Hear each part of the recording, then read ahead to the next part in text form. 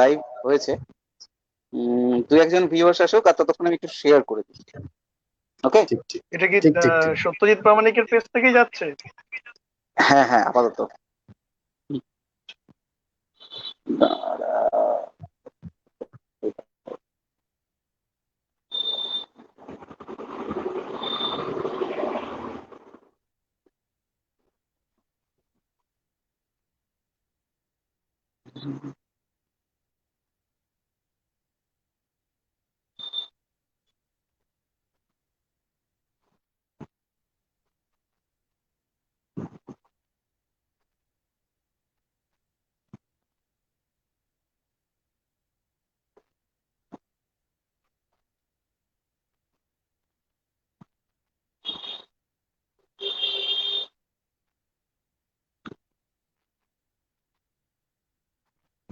হুম,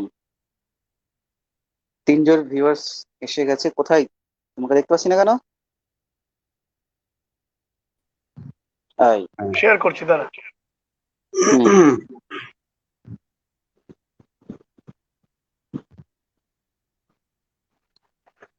সত্যজিৎ, খবর কি এমনি? চলছে ঠিকঠাক?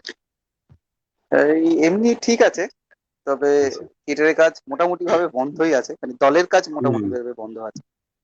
উম, কারণ এখানে যত যখন লকডাউন ছিল তখন কিছু হয়নি, লকডাউনের পর হ্যাঁ, থেকে শুরু হয়েছে বাড়তে, ক্রমশ আচ্ছা। বেড়েই চলেছে।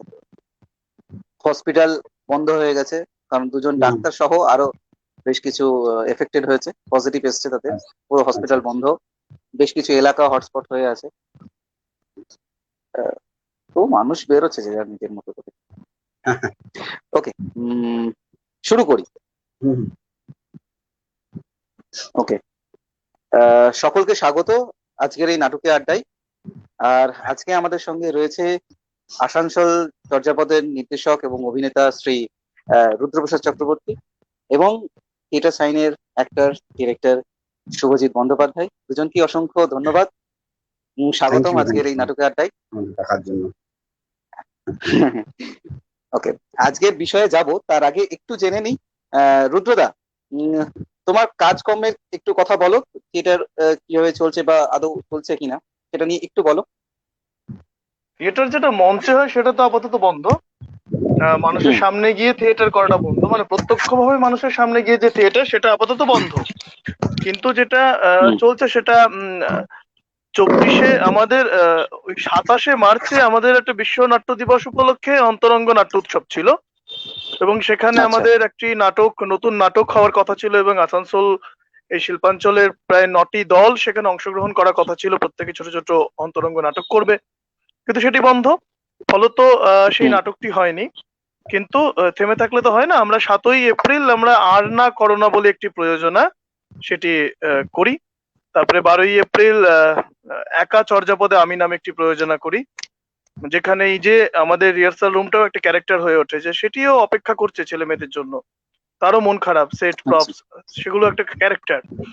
এগুলো হয়ে যাওয়ার পরে 25-এ মানে ওই ওই রবীন্দ্র এবং নজরুল জয়ন্তী উপলক্ষে 3 দিন করে আমরা দক্ষিণের বারান্দা এবং গুলবাগিচা নামে এটা অন্যরকম ভাবে প্রেজেন্টেশন করি। সেটি হয়ে যাওয়ার পরে 7ই জুন আবার করি আমরা বিশ্ব পরিবেশ দিবস উপলক্ষে ও নেচার নামে একটি প্রযোজনা। তো এই আচ্ছা। চলছে, এবং তার সাথে 26 দিন ধরে আমরা 31শে মে থেকে 30শে জুন এই এই সময়কালের মধ্যে 26 দিন বেছে নিয়ে 26 জন নাট্য ব্যক্তিত্ব ভারত এবং বাংলাদেশের মিলিয়ে আমরা সেমিনার করি 5টি বিষয়ে 5টি পর্যায়ে। শুভজিৎ সেখানে একজন বক্তা ছিল। তো উম, হুম। চলছে, কাজকর্ম তো চলছেই, থেমে নেই। ওকে। আহ শুভজিতের কাছে আসি। শুভজিৎ, তোমার কাজ কেমন চলছে বা দলের কাজ আদৌ কি হচ্ছে? দলের কাজ তো ওই যেরকম রুদ্রদা বললো যে মেজর যে কাজ পারফরমেন্স সেটা তো হচ্ছে না, কোথাও হচ্ছে না, সেটা ঠিক আছে, সেইটা একটা ব্যাপার।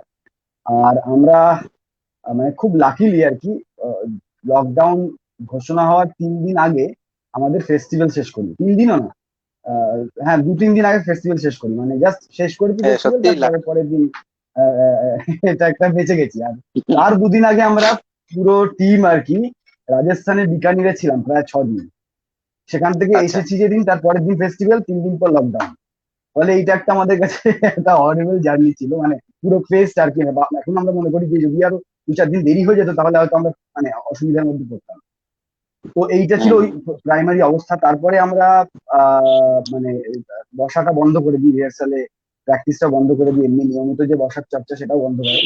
আর আমি অ্যাজ সাচ প্রোডাকশন কিছু করিনি, আমি একটি সোলো পারফরমেন্স আর কি ডিজিটালাইজ করে এই রবীন্দ্র জয়ন্তী উপলক্ষে ডাকঘরকে একটা ডিজিটালাইজ করে ফিল্ম ফরম্যাটই আর কি একটি বাচ্চাকে দিয়ে সোলো পারফরমেন্স করাই, সেইটা একটা হয়।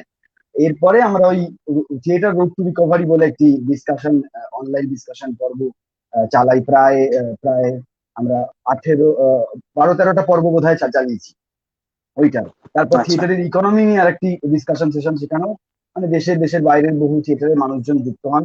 শ্রী আশিস গোস্বামী থিয়েটার আর্টিস্ট আমরা জানি, তার মূলত তত্ত্বাবধানেই এই পুরো এই অনলাইন সেশনটা আমরা করি। হ্যাঁ, তারপরে তো আমরা একটা বড় কাজ যেটা হাত দিচ্ছি সেটা হচ্ছে ইউথ স্পিরিট অফ থিয়েটার বলে একটি পেজ আমরা তৈরি করি, সেটা দিয়ে একটা মুভমেন্ট, আমরা সেটা বৃহত্তর একটা মুভমেন্ট তৈরি করার চেষ্টা হচ্ছে। সেটা তো খুব কম সময়ের জিনিস না, সেটা লম্বা সময়, সেটা পরে কথা বলে আমরা বিস্তারিত নিশ্চিতভাবে বলবো। আপাতত হুম এই হুম আর হুম। কি আমার। কিন্তু আমি এখন দলে অনিয়মিত হলেও 2 দিন 3 দিন বা 4 দিন অন্তর অন্তর কিছু মানুষ, 5-6 জন, কখনো অল্টারনেটিভলি আরো 3-4 জন, এইভাবে মানে প্র্যাকটিস তো চলছে। মানে আমরা একটা ক্লাস প্রতিদিনই করি, প্রায় রিহার্সালের থেকে আমরা মূলত বেশি প্র্যাকটিসে জোর দিই। হ্যাঁ, সেটা কোনো নাটক ওরিয়েন্টেড নয়, প্রোডাকশন ওরিয়েন্টেড নয়, এমনি কোনো কোনো বিষয় নিয়ে কোনো কথা হলো বা কোনো থিওরি ক্লাস হলো বা কোনো প্র্যাকটিক্যাল প্র্যাকটিস ক্লাস হলো, সেই রকমটা অনিয়মিত হলেও 2-3 দিন অন্তর অন্তর বসার চেষ্টা করছি। কিন্তু এই কয়েকদিনে মানে বিগত 1 সপ্তাহ আরো বেশি সংক্রমণের যে খবর আমরা পাচ্ছি, তাতে মানে থিয়েটারের লোকজনের তো ভয় ডর নেই, তারা তো আসতে চাইছে, কিন্তু তাদের বাড়ির লোকজনের তো স্বাভাবিকভাবেই মানে একটু হুম ভয়ের টয় আছে, তাহলে তারা ছাড়তে একটু মানে চাইছেন না বা ভয় পাচ্ছেন। তো হুম সেখানে হুম। কয়েকজনকে কম্প্রোমাইজ করে আর কি, মানে যাই হোক, নিজের স্বাস্থ্যের এবং পরিবারের স্বাস্থ্যের জন্য আমরা বারণ করছি, আসার দরকার নেই এখন, মানে জোর করে আসার দরকার নেই। তো এইটা আর কি চলছে, একটু ভাঙা ভাঙা অবস্থায় আছি পরিস্থিতি, তবে কাজ চালিয়ে যাওয়ার চেষ্টা করছি, মানে একেবারেই বসে নেই, এটুকু বলতে পারি। ওকে। হ্যাঁ, সবাই যে যার নিজের মতো করে চেষ্টা করছে ঠিকই, মানে একা হোক, দলের কয়েকজনকে নিয়ে। আমাদের কাজ এই মুহূর্তে একেবারেই প্রায় বন্ধ, মানে হুম, দলে বসা হচ্ছেই না, কারণ অনেকেই অনেকটা দূরে দূরে থাকে এবং সবই এফেক্টেড এরিয়া, ফলে সেই কারণে হ্যাঁ। এখন একটু বন্ধই আছে, মানে পুরোপুরি বন্ধ আছে। ওকে, আমি তাহলে বিষয়ে আসি। হ্যাঁ। আজকের বিষয় যেটাকে বলবো, যেহেতু তোমরা দুজনেই নিজ নিজ দলের নির্দেশক এবং অনেক রকম কাজ করার সুযোগ পেয়েছো, করেছো, এবং অনেক এক্সপেরিমেন্টাল কাজ করার চেষ্টা করছো, তো সেখান থেকেই বলি, আগামী দিনে যখন প্রযোজনা নির্মাণ হবে, যদিও বোঝা যাচ্ছে যে এই করোনা হয়তো একেবারে নির্মূল হবে না, একটা থেকে যাবে, অন্যান্য অনেক রোগের মতো হয়তো এটা আমাদের সঙ্গে নিয়ে যেতে হবে, কিন্তু জানি না এটা ভ্যাকসিন কবে তৈরি হবে। বলছে একটা কথা, কিন্তু আবার এই খবর এলো যে ফার্স্ট যে মহিলাকে ভ্যাকসিন দেওয়া ছিল তিনি মারা গেছেন। হুম, ফলে কি হবে জানি না। তো সেই দিকে যদি তাকাই, তাহলে বলবো যে আগামী দিনে যদি আহ, ওই নর্মাল নর্মাল নয় এরকম একটা পরিস্থিতি যদি থিয়েটার কাজ শুরু হয়, তাহলে সেক্ষেত্রে আগামী দিনে যে প্রযোজনাগুলো নির্মাণ হবে, সেখানে পদ্ধতিগত বা পরিকল্পনাগত ভাবে কোনো পরিবর্তন আসবে কি? সৌজি, তুমি বলো মানে, আর যদি সেটা হ্যাঁ, আসে, তাহলে কি হুম। কি হতে পারে সেটা? দেখো, বিষয় হচ্ছে যে মানে আমরা কেউই ঠিকঠাক জানি না যে কি হবে আদৌ, মানে আগামী কাল কি হবে জানি না, কতজন আরো বেশি সংক্রমিত হবে দেশে সেটাও জানি না। ফলে এটা বলা খুব মুশকিল যে কি হবে, কিন্তু মানে পরিবর্তন যে হবে কিছু একটা, সেইটা তো বুঝতে পারছি আমরা। কারণ সেটা হয়তো অল্প সময়ের জন্য টেম্পোরারি লেভেলে হলেও কিন্তু হবে। কারণ প্রাথমিকভাবে থিয়েটারের মানুষজন কিন্তু খুব বেশি শরীর বা স্বাস্থ্যের ভয় টয় করে না। মানে আমি যতদূর থিয়েটারের মানুষজনকে চিনি, যাদেরকে চিনি আর কি, তারা প্রশাসনিক স্তরের একটা মানে কি বলবো, একটা একটা হ্যাঁ এর অপেক্ষা করছেন। সেইটা হলে বোধহয় তারা তাদের মতো করে হয়তো ওই অডিটোরিয়ামে একসাথে ভিড় করে 500-600, 1000-1200 লোকজন বসে নাটক দেখতে পারবেন না কি। সেটা বিদেশেও বিভিন্ন জায়গায় যেখানে যেখানে শুরু হয়ে গেছে, হ্যাঁ ইউরোপে, সেখানে আমরা দেখতে পাচ্ছি যে তারা মোটামুটি যতটা প্রিকশন নিয়ে 2-3টে করে সিট ছেড়ে একটা অডিটোরিয়ামে বসানোর চেষ্টা করছে, ইত্যাদি ইত্যাদি। এই সমস্ত গুলো তো আমরা জানি, এগুলো চলছে আর কি। ফলে থিয়েটার তার মতো করে তার জায়গা করে নেবে, এটা এটা থিয়েটার যারা করছেন, যারা অ্যাক্টিভিস্ট, তারা নিজেদের মতো করে তৈরি করে নেবেন জায়গা। এবার একটা কথা খুব চলছে আর কি, new normal life. New normal লাইফটা কি যে আমি জানি না, মানে এইটার সঙ্গে থিয়েটার কখনোই বুঝতে পারবে বলে নিউ নর্মাল আবার কি, এত বছরের একটা অভ্যাস, এত শত শত হাজার হাজার বছরের অভ্যাসকে নিউ বলে হঠাৎ করে একদিন চেঞ্জ করে দেওয়া মুশকিল। ফলে নর্মাল লাইফে আমরা হয়তো লিড করবো, তার জন্য একটু সময় লাগবে, একটু অপেক্ষা করতে হবে। টেম্পোরারিলি আমরা হয়তো আমাদের থিয়েটার হয়তো মানে একটা অন্য আঙ্গিক খুঁজে নেবে তার পারফরমেন্সে, সেটাও সেটাও ধরো হচ্ছে, কিন্তু মানে ধরো আমি বলছি যে বাড়ির ছাদেও থিয়েটার হচ্ছে, ঘরের ড্রয়িং রুমে থিয়েটার হচ্ছে, সেটা কিন্তু কম পরিমাণে হয়েছে। মানে যারা যারা অল্টারনেটিভ স্পেস চর্চা করার চেষ্টা করেছেন, তারা নিজের চয়েসে গিয়ে এই পারফরমেন্স গুলো করেছেন। আমার ইচ্ছা হয়েছে আমি আমার বারান্দাতে বা একটা ছোট একটা জমিদার বাড়ির দালানে বা কোথাও একটা, হ্যাঁ, বা আমার বাড়ির উঠোনে একটা পারফরমেন্স করলাম। সেটা একটা তখন বলা হচ্ছিল সেটাকে অল্টারনেটিভ, সেটা মেজর বা মেইন স্ট্রিম হুম যে ফরম্যাট থিয়েটারে সেটার থেকে আলাদা হয়ে যাচ্ছে। হ্যাঁ, কম লোক করতো, ব্যতিক্রমী কিছু দল করতো, ব্যতিক্রমী কিছু মানুষ করতো, কিন্তু এইটা হয়তো এখন মেজর হয়ে যায়, যেহেতু অডিটোরিয়াম সেই রকম অ্যাক্সেসেবল হবে না। ফলে এই এই যে অল্টারনেটিভ বলতে আমরা যেটা বুঝছি, সেইটাই হয়তো আমাদের কাছে মেইন স্পেস হয়ে দাঁড়াবে আগামী কিছুদিনের জন্য। ফলে এটা কাজ শুরু হয়ে গেছে, তুমি জানো বেশ কয়েকটা সোলো পারফরমেন্স ইতিমধ্যে হয়েছে। হুম হুম হ্যাঁ, এবার এইখানে না কিছু সমস্যা হবে। প্রথম প্রথম সেটা হচ্ছে যে আমরা একটা ধরো প্রসিনিয়াম থিয়েটারে যখন আমরা নাটক মানে দেখতে যাই, তখন কিন্তু প্রাথমিক ভাবে যেটা থাকে মানসিকতা দর্শক হিসেবে, সেইটা হচ্ছে নাটকটার কন্টেন্ট এবং অভিনয় বা তার টেকনিক্যাল মানে ইউটিলাইজেশন ইত্যাদি ইত্যাদি, নাটকটা পুরো প্রেজেন্টেশন ডিজাইন কি বা ইত্যাদি সবটা। কিন্তু হুম এখন যেটা হবে, আমরা দেখতে যাবো যখন দর্শক, প্রথম মানসিকতা সেটা থাকবে, সেটা হলো যে স্পেসটা কি, কিভাবে পারফর্ম করছে, কোন স্পেসে করছে, সেই স্পেসটা কিভাবে ইউটিলাইজ করছে। কারণ আমি অন্তত দেখতে গেলে প্রথমে এটাই ভাববো, কারণ আমি জানি যে এইটা আমার কাছে কমন স্পেস নয়। আমি যে স্পেসে নাটক দেখে অভ্যস্ত বা বেশি করে নাটক দেখে অভ্যস্ত, সেই স্পেসে আর হচ্ছে না।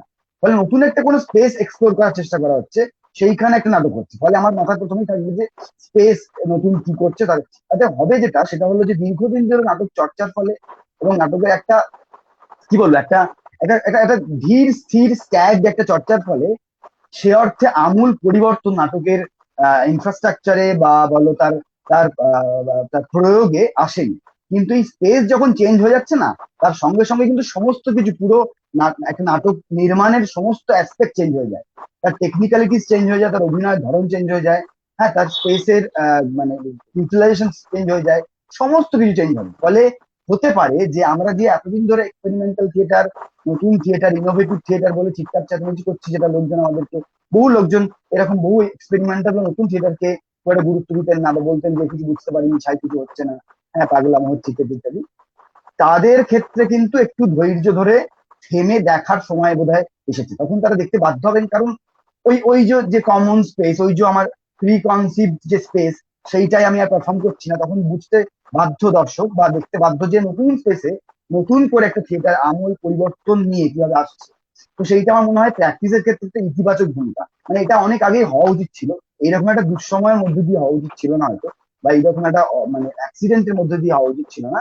কিন্তু এইটা যদি হয়ও, যদি ধরো যে দলটি একাডেমিতে মাসে 3টে করে অভিনয় করে, সে যদি হঠাৎ করে মনে করে যে একাডেমিতে করা সম্ভব না, আমি আমার দলের অফিস ঘরে একটা পারফরমেন্স করবো, কিছু করার নেই, যেহেতু বাধ্য হয়ে করছে, এটা হয়তো তার কাছে বাধ্যতা, তার কাছে কম্পালশন, কিন্তু তার দলের প্র্যাকটিসের ক্ষেত্রে একটা বড় ইতিবাচক জায়গা তৈরি হবে।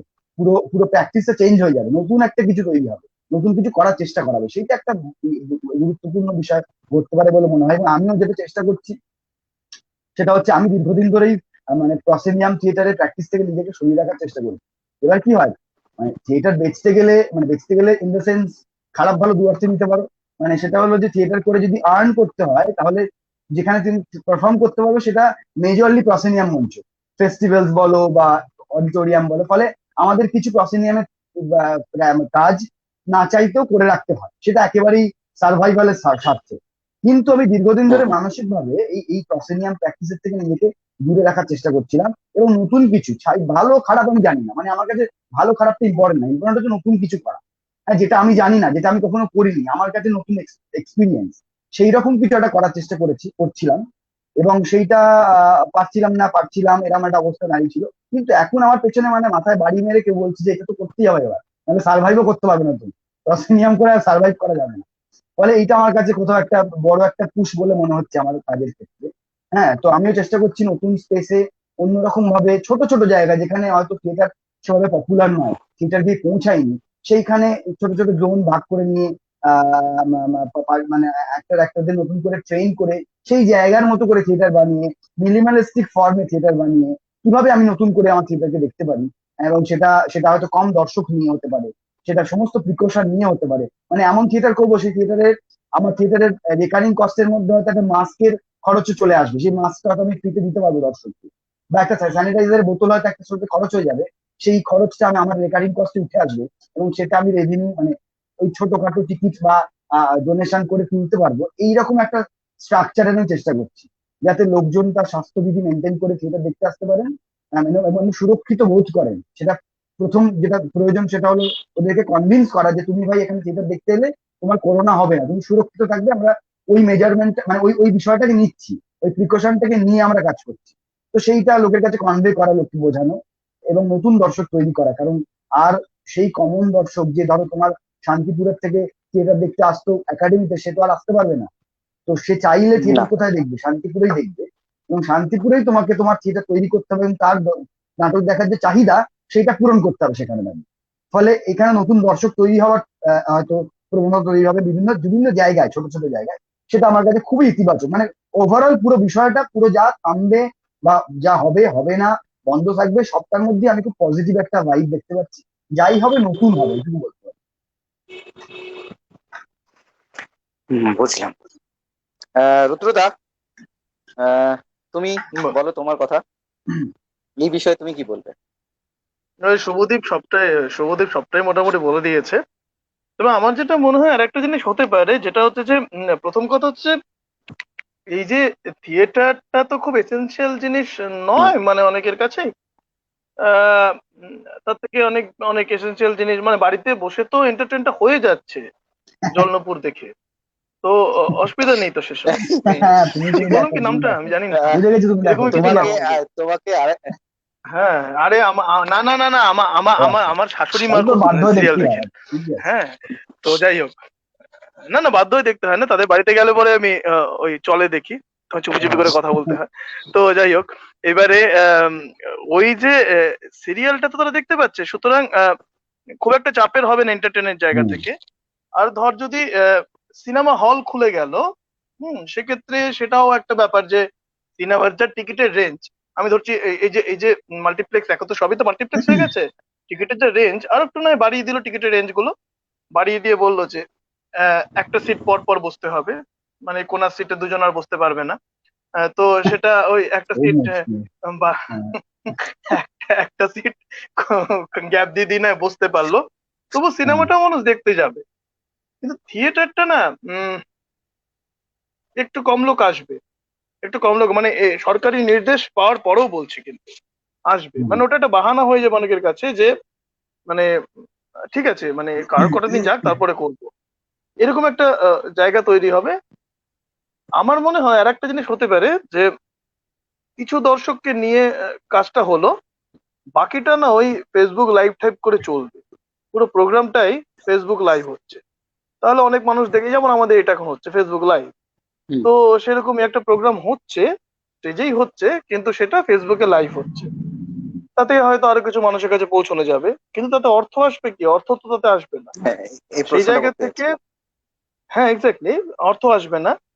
তো এই যে এই যে আমরা এটা করছি, এতে কি অর্থ আসছে? তোর আসছে না আমার আসছে না শুভজিৎ আসছে, কারণ এতে কোনো অর্থ আসছে না। এটার মানুষ তো এই করেই আমরা শেষ হয়ে গেছি, মানে আমরা পেশাদারি ভাবে ভাবতেই হয়তো আমরা মানে আমরা মানে ভুলেই যাচ্ছি আস্তে আস্তে। বরঞ্চ সেই নেটের জায়গা থেকে খরচ আমরা দিতে যা, হচ্ছে আর কি তোমাকে বা সবাইকে। হ্যাঁ হ্যাঁ। হ্যাঁ হ্যাঁ, নেটের খরচ তিনজনকেই আমাদের নেটের খরচ বের করতে হচ্ছে সেই জায়গা থেকে। এবং আমার যেদিনকে এই লাইভ গুলো থাকে না, সেদিনকে সকাল থেকে ভিডিও দেখি না একটা মিনিট, কারণ জানি তো কখন পট করে চলে যাবে। হ্যাঁ, খুব কম্প্রোমাইজও মুশকিল করতে হচ্ছে হয়ে তাহলে। যায় এটা। হ্যাঁ থিয়েটার কম্প্রোমাইজও মানে করতে হচ্ছে তাহলে কম্প্রোমাইজ হয়ে গেছে। সারাদিনে। হ্যাঁ থিয়েটারের সঙ্গে মানে কিছুটা, কম্প্রোমাইজ শব্দটা পাশাপাশি চলে এসেছে। হ্যাঁ হ্যাঁ। চলে এটা এসছে ছিল তো। হয়তো। এক্স্যাক্টলি, শুভজিৎ একটা খুব ভালো কথা বলেছে যে যারা এক্সপেরিমেন্টাল থিয়েটার এগুলো নিয়ে নাকশিট করতে পারলে কি হয় রে ভাই, এগুলো কি করছে, তারা এবারে হয়তো হয়তো এবারে ভাবার সময় এসেছে। হ্যাঁ, এবারে হুম। আমি আমার মতো করে স্পেস করব, আমি আমি আমার মতো করে হয়তো একটা জায়গা তৈরি করে, হ্যাঁ তো টিকিটের মূল্য বাড়াতে হবে সেক্ষেত্রে। মানে আমি যেটা অন্তরঙ্গ, আমাদের অন্তরঙ্গ উৎসবে কোনো টিকিট থাকে না, কিন্তু এবার কিন্তু অন্তরঙ্গ উৎসব করলাম ভাই, মাঠে ঢোকার আগে তোমাকে এত টাকা দিয়ে ঢুকতে হবে, সে তুমি যেই হও না কেন, আমাকে করতে হবে, কিছু করার নেই। কারণ হুম। পেশাদারি ভাবে এবার ভাবতে হবে, ফ্রিতে আর কিছু দেখালে হবে না, মানে অন্তত লাইভ পারফরমেন্সের ক্ষেত্রে আমি বলছি এগুলো দেখালে হবে না। অনেকেই দেখছি এই যে ভিডিওগুলো আমরা মাঝখানে করেছিলাম, এখন অনেকেই সেই ওটিটি প্ল্যাটফর্মে সেগুলো রিলিজ করছে। খুব সাধু প্রয়াস, আমি একদম সাপোর্ট করছি এটাকে, প্রত্যেকে সেটা করছে। আমরা জানি এই যে নাট্যমুখ পত্রিকা বলে যে পত্রিকাটি অভি চক্রবর্তীর, আহ, হুম তারা ওই গুগলে একটি স্লট কিনে সেখানে বইটি দিয়েছে। তোমাকে কিনে হুম পড়তে হুম হবে সেখানে, মানে তুমি চাইলেও সেটিকে কাউকে ফরওয়ার্ডও করতে পারো, তুমি তুমি একাই পড়তে পারো। এই জায়গাগুলো না মানে কোথাও বাড়তে হবে, মানে আমরা খুব দান খয়রাতটা বহু করে দিয়েছি, অনেক দান খয়রাত করে দিয়েছি। তো সেই জায়গা থেকে এবার একটু বাধার সময় এসেছে। আহ, আমার মনে হয় যেটা যে এই এর পরবর্তী সময়ে দর্শক সংখ্যা তো কমবে, এক নম্বর। দ্বিতীয় কথা হচ্ছে, আমি একদম শুভজিতের কথা ধরেই বলি যে অন্তরঙ্গ কাজকর্ম হয়তো বা স্পেসের কাজকর্ম বা এক্সপেরিমেন্টাল কাজকর্ম আমি হয়তো আমার বাড়ির ছাদে কিছু একটা পারফর্ম করলাম, হ্যাঁ, এবং তাতে হয়তো 20 জন দর্শককে ডাকলাম, 100 টাকা করে টিকিট করে দিলাম। হ্যাঁ, করতে হবে সেভাবে, কিন্তু ওই 100 টাকা করে টিকিট বা 200 টাকা করে টিকিট কেটে তোমার ওই ওই ছাদে পারফরমেন্স দেখতে আসবে কেন? তাহলে ওই একদম। এক্সপেরিমেন্টটাও চূড়ান্ত হতে হবে, মানে এমন একটা কিছু এক্সপেরিমেন্টাল হতে হবে যেটা মানুষ ভাবে না সালা এটাকে তো ছাদ ছাড়া এটা সম্ভবই নয়, তখন সেটা ভাব, মানে এটা এবং ছাদের জন্যই কমিউনিকেবল, তৈরি, এবং এটা ছাদ এবং ছাড়া ভাবাই যাবে না। কমিউনিকেট করবে আর কি। হ্যাঁ, এক্স্যাক্টলি। তো মানে আসলে কি প্রত্যেকটা ইজম, যা যা ইজম আমাদের সাহিত্যের ক্ষেত্রে এসেছে বা যা যা থিয়েটারের ক্ষেত্রে যে যে ইজম গুলো এসেছে, সেগুলো তো কোনো না কোনো সময় বাধা পেয়েছে কোথাও, এবং নতুন কিছু কোনো বাধা পেয়েছে, কোনো কিছু সমস্যা হয়েছে, সে রাষ্ট্রের দিক থেকে সমস্যা হতে পারে, রাজনৈতিক সমস্যা হতে পারে, প্রশাসনিক সমস্যা হতে পারে, বা এইরকম মহামারীগত ভাবে সমস্যা হতে পারে। তো যখনই কোনো কিছু বাধা পেয়েছে তখনই নতুন কিছু একটা কিন্তু পথ আমরা খুঁজে নিয়েছি, মানে আমাদের শিল্প জগৎ খুঁজে নিয়েছে। যেই মুহূর্তে বাধা পেলাম আমরা কিন্তু প্রত্যেকে আমাদের ফেসবুক বা ইউটিউবের মাধ্যমে কিছু কিছু কাজ শুরু করলাম। আজকে দাঁড়িয়ে আমি যেমন ঠিক করেছি, এই যে সেমিনারটা আমি আমাদের ক্ষেত্রে করেছিলাম, প্রত্যেকে ভিডিওগুলো পাঠাচ্ছিলেন, তার সামনে ট্যাঙ্কারিং করে কাস্টিং টাস্টিং দিয়ে আমরা সেগুলো প্রকাশ করছিলাম। এইটা কিন্তু আমি চালাবো, মানে লকডাউন উঠে গেলেও চালাবো, মানে ইন ফিউচার আচ্ছা হয়তো আগস্ট মাসে একটা, হয়তো তখন টানা 26 দিন করেছে, 26 দিন না করে হয়তো মাসে 4টে করে কি মাসে 2টো করে, কিন্তু এই প্রসেসটা চলবে। আমাকে কিন্তু লকডাউন এই একটা ভালো সন্ধান দিল, কারণ একটা সেমিনারে কত লোক হয় সত্যজিৎ, কত লোক হয়, মানে যে বলে তিনি থাকেন, তার দলের ছেলে মেয়ে থাকেন, এবং যারা ডাকেন তাদের দলের ছেলে মেয়েরা থাকেন বাধ্য হয়ে। তো সেই জায়গা থেকে, এবং যিনি ডেকেছেন তাকে সামনে বসে শুনতে হয়। তো এই জায়গা থেকে হুম মাইকম্যান থেকে লাইটের লোক থাকে, মোটামুটি এরকম থাকে, আর কিছু মানুষ থাকেন যারা আসেন আসেন এরকম কিছু থাকেন। আসতে হয় তাই আসে তো হুম হুম হ্যাঁ, আসতে হয় তাই আসেন না, কিছুজন তো ভালোবেসে আসেন অবশ্যই। তো সেই জায়গায় দাঁড়িয়ে সত্যজিৎ, যখন এই যে আমাদের এটা হচ্ছে, এটা হয়তো কালকে দেখবি 2000 কি 3000 ভিউ রিচ করে গেছে। তো এই ভিউটা কিন্তু তুই পাবি না কোনো মতেই ওই সামনে বসে। তো এইটা একটা হুম ভালো হুম। দিক আমি বলবো, মানে আমার যদি বক্তব্য শোনানোর থাকলো তাহলে আমি বক্তব্যটা আমি এখানে এই মাধ্যমে শোনাতে পারি, কিন্তু থিয়েটারটা কিভাবে আমি এভাবে দেখাবো? সেই জন্য আমাকে মঞ্চ হোক বা অন্তরঙ্গ জায়গা হোক, মানে আমি আমার থিয়েটার গুলোর ক্ষেত্রে না, আমি না আমার মঞ্চের খুব ইলিউশন, আমার মঞ্চ খুব টানে আমাকে, মঞ্চের আলো, সেট আপ নিয়ে এক্সপেরিমেন্ট, এগুলো আমার খুব টানে। আমি রং খুব ভালোবাসি, আমার নাটকে হুম। এক একটা নাটকে এক একটা রং আছে। আহ, আমাদের প্রত্যেকটা নাটকের একটা করে রং, নির্দিষ্ট রং হয়ে যায় কেন জানি না, এটা অদ্ভুত ব্যাপার। মানে খুব সতর্কভাবে সচেতন ভাবে যে করেছি তা নয়, বিভিন্ন নাটকের একটা করে নির্দিষ্ট রং তুই বলে দিতে পারবি যে এই নাটকটার রং লাল, এই নাটকটার রং নীল, এই নাটকের ধূসর, এই নাটকের হলুদ, তুই বলে দিতে পারবি। তো আমার রংটা আমাকে খুব টানে, এবং সেই রংটা আমি তো ইন্টিমেটে মিস করি, কিন্তু ইন্টিমেটেও যে রং করা যায় না এটা আমি বিশ্বাস করি না, মানে অন্তরঙ্গতে রং ব্যবহার করা যায় না তাও নয়, অন্তরঙ্গতে আলো ব্যবহার করা যায়, কিন্তু আমাদের প্রত্যেকটা নাটক না যে কোনো জায়গাতে করা যাবে এরকম ভাবেই তৈরি করি, হয়তো সবসময় করি না, কিন্তু করা যাবে।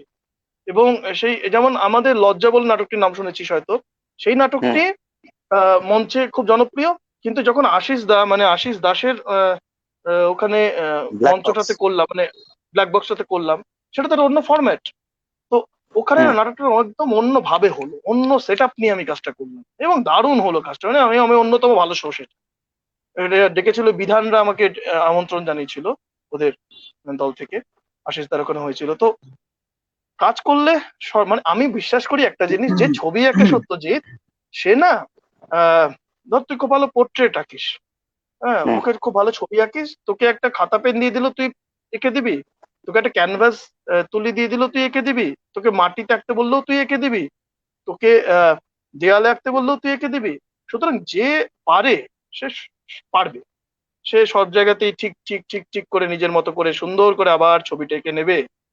তো হ্যাঁ, ক্রাইসিস থেকেই তো শিল্পের উৎপত্তি, ক্রাইসিস থেকেই তো নতুন নতুন ভাবনার উৎপত্তি হয়। মঞ্চে আবার সবটাই ফিরবে, মঞ্চে আবার ফিরবে, কিন্তু মঞ্চে দর্শক আসাটা সমস্যা হবে খুব তাড়াতাড়ি। মানে ও সবকিছু উঠে গেলে পরেও সমস্যা হবে না। এখনো তো আমি কোনো দেখছি না যে মানে এরকম একটা পরিস্থিতি আসতে চলেছে খুব শীঘ্র, মানে অদূর ভবিষ্যতে আসছে। মানে আমি জানি না, মানে এই বছরটাতে মনে হয় না মঞ্চ আর শুরু হবে সেভাবে, হলেও পরেও খুব বেশি নয়। মানে আমাদের এইসব দিকে তো নয়, হয়তো কলকাতার দিকে প্রচুর মঞ্চ রয়েছে, সেখানকার মঞ্চের ভাড়াটাও কম, কলকাতার তো সেখানে অবস্থা অন্যভাবে। আরো খারাপ। হ্যাঁ, কিন্তু সবকিছু তাকে শুরু হয় ওখানে, ওই শহরেই মহানগরীতে সবকিছু শুরু হয়। তো মোটামুটি ওখানে শুরু হলে তবে সবাই মোটামুটি আমরা এই সব দিকেও শুরু হবে। মানে এখনো তো বাংলা থিয়েটার বলতে অনেকে কলকাতা থিয়েটার কি বলে। তো এই তো রিসেন্টলি আমি দেখলাম একজন দিয়েছেন যে বাংলা থিয়েটারের 10 জন অভিনেতা বলে। আহ, বেশ সবই ওই এই, মহানগর থেকে। দেবশঙ্কর হালদার থেকে শুরু করে আজকের প্রজন্মের কয়েকজন পর্যন্ত সবটাই মহানগর কেন্দ্রিক। তো এই যে মৌসুমী পাট্টাটা নিয়ে রেখেছে কলকাতা, এটা সেক্ষেত্রে ওরা যা বলবে তাই করতে হবে আমাদের, মোটামুটি সেটা একটা ব্যাপার। তো এখন আমার মনে হয় এক্সপেরিমেন্ট হবে, নতুন নতুন কাজ তো হবেই হবেই। এবং দর্শকও না কিছু চেঞ্জ হয়ে যায়, কিছু নতুন দর্শক হ্যাঁ, আসবে, দর্শকের রুচি পরিবর্তিত হবে। আর যেটা হয়তো খারাপ হবে সেটা হচ্ছে অনেক ছেলে মেয়ে হয়তো থিয়েটার ছেড়েও দিতে পারে। আমাকে এটা খুব ভাবাচ্ছে। মানে উম, অনেক ছেলে মেয়ে, মানে কি হয়, এটা তো নেশার মতন। এখন যদি একটা এটা ঠিক মানুষ এটা যদি ঠিক টানা হুম এটা ঠিকই একটা মানে মানে একটা আমিও এটা মানে মানে আমারও আশঙ্কার বলতে চাচ্ছিলাম। হ্যাঁ, আমার আশঙ্কা, মানে আমি যেমন আমাদের দলে একটি ছেলে, ও আসে ওই জামতারা, মানে একদম সেদিনকে বলছিলাম শুভজিৎ তোকে হুম। যে ওই জামতারা ওই দিক থেকে একটি ছেলে আসে। তো এই যে ঝাড়খণ্ডের ওখান থেকে ছেলেটি আসে, একটি ছেলে দেওঘর থেকে আসে। মানে ও আসতো, এখন রিসেন্টলি অফ আছে, কিন্তু যে জামতারার ছেলেটি বিট্টু নাম, নন বেঙ্গলি ছেলে, ও ওই লকডাউনের পরে পরে কিছুদিন যোগাযোগ রেখেছে, তারপর থেকে ওকে ট্রেস করা যাচ্ছে না। মানে মরে যায়নি এটুকু শিওর, মানে সেটুকু জানি মরে যায়নি করোনাতে। কিন্তু ও মানে দলগত ভাবে না, আর ও খুব একটা ইন্টারেস্টেড নেই আমি বুঝতে পারছি। কারণ অনেকদিন রেস্টটা কেটে গেছে, অনেকদিন রেস্টটা কেটে গেছে ওর। নেশার তো এটা, এই নেশা, একজন মানুষ সিগারেট খায়, টানা 1 মাস সিগারেট না খেলে সে সিগারেটের নেশা চলে যাবে। সেরকম থিয়েটারটা অনেকটা নেশার মতন, যার যার এবার যে যে প্রচন্ড মাতাল সে তো ফিরে আসবেই থিয়েটারে। কিন্তু যারা খেতাম, শখে খেতাম, তারা হয়তো আর নাও ফিরে আসতে পারে। কিছু কিছু ছেলে মেয়ে তো কমবেই, এইটুকু মানে শিওর। আবার নতুন ছেলে মেয়েও আবার আসবে, এটা এটা তো চলবে, কিন্তু এই পরিস্থিতির জন্য কিছু ছেলে মেয়ে দলগুলোতে কমবে। তো সেইভাবে কাজ হবে, তবে এক্সপেরিমেন্ট হবে সত্যজিৎ। মানে আমরা সবাই আবার হ্যাঁ, ফিরে আসবো এবং অন্যভাবে ফিরে আসবে, এটুকু শিওর, এটা কনফার্ম। হ্যাঁ। ফিরে আসবো, তুমি আশাবাদী একটা আমি। কথা বারবারই বলতে, হ্যাঁ, অবশ্যই আমরা সেই আশা নিয়েই আসার পথেই এগিয়ে আছি, তাকিয়ে আছি। তুমি একটা কথা বলছিলে এই এক্সপেরিমেন্টের ব্যাপারে, তো এক্সপেরিমেন্ট কাজ তো হবে। তুমি আরেকটা কথা তুলছিলে যে হয়তো মঞ্চেই নাটকটা করলাম, কিন্তু সেটা ফেসবুক লাইভ হোক বা লাইভে করে যদি মানুষকে দেখা যায়, দেখানো যায়, কিন্তু তাতে কিন্তু সেই মানে কি বলবো, মানে দুধের স্বাদ ঘোলে মেটানোর মতো হবে আর কি। মানে মঞ্চের স্বাভাবিক স্বাদ স্বাভাবিক, সামনে মানে বসে সেই দেখাটা তো। না সেটা তো স্বাভাবিক, কিন্তু এই ক্ষেত্রে না আমার যেটা বলার যে মানে আমরা তো বিশ্বকাপ ফুটবল খেলা দেখতে যেতে পারি না অনেক সময়। আমরা তো হুম, হুম, টিভিতে হুম। বসে দুধের সাথে গোলেই মেটাই। তো সেইভাবে ব্যাপারটা দেখতে হবে যে আপনি যখন আসতে পারছেন না আপনি, এবং আমি বলছি না ফেসবুক লাইভ করব সেটা, মানে এটা হতে পারে যে সেটা রেকর্ড হলো প্রোগ্রামটা, এবং ওই ওই ওটিটি প্ল্যাটফর্ম বা আচ্ছা। কোথাও ছাড়া হলো। যারা যারা দেখতে চান তারা তারা টিকিট কেটে এটি দেখুন। হ্যাঁ, আমার টিকিটের হুম, রেট যদি ওখানে পার ডে 100 টাকা করে থাকে, আপনি এখানে 40 টাকা বা 50 টাকা করে দেখুন। বাড়িতে দেখছেন প্রায় প্লাস হাফে দেখছেন, কারণ আপনি লাইভটা দেখতে পাচ্ছেন না যেহেতু, আপনি দেখুন। সেটা হতে পারে, ফ্রিতে দেখাবো না, মানে ফেসবুক লাইভ করে দিলাম ফাট করে, ওসব হবে না। হুম, আচ্ছা, আচ্ছা। জানি না, না, এইটা বলছি একটা আবার ভালো, করতেও পারি, আমি জানি না কি করব। এই জানি না, একটা কিচ্ছু ভালো জানি উদ্যোগ। না। এটা একটা ঠিক যে কোনো কিছু ফ্রিতে বা বিনামূল্যে করে ফেললে না সেটার গুরুত্ব না আমরাই করে করে মানে আরো কমিয়ে দিচ্ছি। হ্যাঁ, আমরা সেটা এইটা আমাদের একটা। মুশকিল হয়ে গেছে সত্যজিৎ, আমাদের থিয়েটারের ক্ষেত্রে এটা বড় মুশকিল হয়ে গেছে, খুব বড় মুশকিল হয়ে গেছে এটা। আর আমরা না মুখ ফুটে কিছু বলতেও পারি না। মুখ ফুটে মানে আমরা তো ফ্রিল্যান্সার নই। এবার ফ্রিল্যান্সারদের সাথে তুই যখনই কথা বলবি তখনই না তারা দেখবি একটা প্রথমেই, কারণ তাদের সেটা রুটি রুজি, তারা প্রথমেই কিন্তু বলবেন যে আমার এই শোয়ে এত টাকা, রিহার্সাল রেট এত, হ্যান ত্যান। আরে আমি বেশ কিছু ধরে ডিরেকশন দিয়েছি, হ্যাঁ, হয়ে যাওয়ার পরে আমাকে আমি আমি মানে তারাও ভাবেনি টাকা দিতে হবে, আমিও বলিনি টাকা দিতে হবে, হ্যাঁ। আবার কোনো দলে হয়তো একটা খাম ধরিয়ে দিয়েছে 2 বছর পরে, হ্যাঁ, এইটা রাখো, আমি কিসের টাকা সেটা নিজেই ভুলে গেছি, এরকম হয়েছে। এইরকম কিন্তু মানে আমরা তো ফ্রিল্যান্স ডিরেক্টরও নই, আমরা নিজের দলের ডিরেক্টর, কেউ যদি বললো তখন একটা কাজ হয়তো কি করা যায় সেইভাবে হয়। জানি না, আমরা আমরা এখনো আর্থিকভাবে পেশাদারি হয়তো হয়ে উঠতে পারিনি। আমরা হয়তো কাজের দিক থেকে পেশাদারি হয়ে উঠেছি এবং সেসব ভেবে টেবে নিয়ে অন্য কোনো কাজকর্মে কিছুতে গেলাম না, কিন্তু আর্থিকভাবে পেশাদারি হয়ে ওঠাটা প্রচন্ড প্রয়োজন, প্রচন্ড প্রয়োজন। এবং আহ, ভবিষ্যৎ সময় দাঁড়িয়ে সত্যজিৎ এই পেশাদারিত্বটা না আনলে কিন্তু মানে এই লকডাউন, এই করোনা কিন্তু আমাদের বুঝিয়ে দিল, বস তোমরা কোথায় দাঁড়িয়ে আছো, দেখো তোমরা কোথায় দাঁড়িয়ে আছো, আরো দান খয়রাত করো, এটা বুঝিয়ে দিয়েছে। এবার যদি না আমরা স্ট্রিক্ট হলাম তাহলে মুশকিল আছে। আমি সেদিকে আমাদের আসানসোলে একজনকে বলছি যে তারা খুব ভালো প্রোগ্রাম অর্গানাইজ করে, আমি বললাম যে তখনও বলেছিলেন যে তোমরা ফ্রিতে প্রোগ্রাম করিও না, প্রোগ্রাম দেখিও না ফ্রিতে। তখন বললেন যে না মানে যারা পারফর্ম করে তাদের তো টাকা দেওয়া হচ্ছে না, তাদের টাকা দেওয়া হোক, অসুবিধা নেই, তাদের টাকা দিচ্ছ তুমি, কিন্তু দর্শকের টেস্টটাকে এ করে দিও না। তোমার যারা দর্শক আসছে, হ্যাঁ যদি কেউ দরিদ্র মানুষ হলো তাকে তুমি ফ্রিতে দেখাও, কিন্তু তোমার যারা দর্শক আসছে ঢাকায় শাড়ি পরে, হ্যাঁ, তারা তোমার 50 টাকা টিকিট বা 100 টাকা টিকিট কাটতে পারবে। তো এই জায়গাটা আমাদের করতে হবে, ফ্রিতে আর নয়। মানে এখানে তো ধরো আহ, মানে রেশনের চাল নিতে আসছে, ফ্রি চাল নিতে আসছে 1 লাখ টাকার বাইকে চলে। যখন জিজ্ঞেস করছে তুমি বাইকটা চলে আসছো একটা চাল নিতে রেশনের, বলছে না এটা তো ইএমআই তে কেনা, এটাও বোধহয় ব্যাংক থেকে নিয়ে নেবে। মানে মানে এটা আচ্ছা। চয়, মানুষের লাইফস্টাইল অদ্ভুত। যাই হোক, বলো সত্যি। সেই হ্যাঁ, সেই তো তোমরা মানে দুজন কি প্রশ্ন যে তোমরা এই মুহূর্তে কি কোনো তোমাদের প্রযোজনা মানে এই এক্সপেরিমেন্টাল ক্ষেত্রে বা কোনো জায়গায় গিয়ে বিশেষ করে এরকম কোনো ভাবনা চিন্তার কাজ শুরু করেছো? শুভজিৎ বল, বলবো? হ্যাঁ। বল। আমি তো এর আগে মানে ঠিক লকডাউনের আগে প্রায় গোটা 5টা নাটকের সাথে যুক্ত ছিলাম, 5টা নাটকের ডিরেকশন দিচ্ছিলাম। তার মধ্যে আচ্ছা। একটা আমার দলের আর 4টে বাইরে। এবার তার হুম। মধ্যে একটি নাটক প্রায় ধরো টেকনিক্যাল রিহার্সালের ডেট ফাইনাল করে অজবরল আর কি প্রোডাকশন ছিল। টেকনিক্যাল রিহার্সালে মানে ওটা সিনোগ্রাফির কাজ করছিলাম আমি। রিহার্সালের হুম। ডেট ফাইনাল হয়েও ক্যান্সেল হয়ে গেছে, সেটা পেন্ডিং হয়ে আছে। আরেকটি পিকনিক গার্ডেনে একটি দল, সেইখানে তাদের নাটকের স্ক্রিপ্ট পর্যন্ত চুজ করার পরে সেই পেন্ডিং হয়ে গেছে। বাংলাদেশের একটি নাটকে ডিরেকশন দেওয়ার কথা, সেখানেও স্ক্রিপ্ট চুজ হয়ে গেছে, সমস্ত কিছু আমি ফাইনাল একটা মিটিংও করে এসেছিলাম আগে গিয়ে, তারপরে সেটা বন্ধ হয়ে গেছে। আমার দলে একটি কাজ বন্ধ, আরো একটি কাজ বন্ধ। মানে মুশকিল হচ্ছে কি, আমি যদি করতে চাইও এখন নতুন কিছু, এই পেন্ডিং কাজগুলো বন্ধ মানে কি হবে, দরজা খুললেই না সব মানে পুরো হু হু করে মানে ওই সেই যখন ওই কি বলবো ওই ড্যামের যেরকম দরজার বাঁধ দিয়ে আটকে রাখে, ওই খুললে হু হু করে জল বেরোয়, ওরকম কেস আর কি। মানে দরজা খুললে এতগুলো পেন্ডিং কাজ চলে আসবে, তার ফলে আমি নতুন কিছু করতে পারবো বলে মনে হয় না। তবুও এর মধ্যেই আমি আরেকটি স্ক্রিপ্ট আমরা পরিচিত নাটককারের থেকে নিয়েছি। সেইটা দলে বেশ কয়েকদিন আমরা অনলাইন পড়ার চেষ্টা করলাম। কি বিভৎস অভিজ্ঞতা তো, মানে অনলাইন করা মানে মানে তুমি হয়তো ডায়ালগ বলছো, কো অ্যাক্টর চলে গেছে, কেটে গেছে, মানে কনফারেন্স কল। তুমি একটা ইন্টেন্স মোমেন্টে ডায়ালগটা দিয়ে বসে আছো, রিপারকেশনের জন্য অ্যাক্টর নেই ওখানে, হাওয়া, সে তো কেটে গেছে তার কল, তুমি জানো না। ফলে এই কয়েকদিন এরকম এক্সপিরিয়েন্স হয়েছে, জুমে করলাম 40 মিনিট পরে জুম অফ হয়ে গেল, হঠাৎ করে একটা মুহূর্ত তৈরি হলো, কাটা হয়ে গেল, জুম অফ, আবার নতুন করে মিটিং তৈরি করো, মানে এই যে এটা খুব সমস্যা রেখে আমি দেখলাম কয়েকদিন 7 দিন মতো করার পর দেখলাম যে হবে না, হবে মানে থিয়েটারটা না এভাবে হয় না। এই রেকর্ড করে চালানো যেতে পারে, কিন্তু মানে প্রসেসটা, প্রাথমিক প্রসেসটাও না খুব মানে ওটা একটা জাস্ট কম্প্রোমাইজ করে করে দেওয়ার মতো। আর আমি ওই করে দেওয়ার মতো কাজ করতে চাই না, দীর্ঘদিন ধরে তো করে এসেছি করে দেওয়া, মানে আমাদের গোটা থিয়েটার প্র্যাকটিসটাই তো জাস্ট চলে আসছে আর কি, মানে চালিয়ে নেওয়ার একটা অ্যাক্টিভিটি।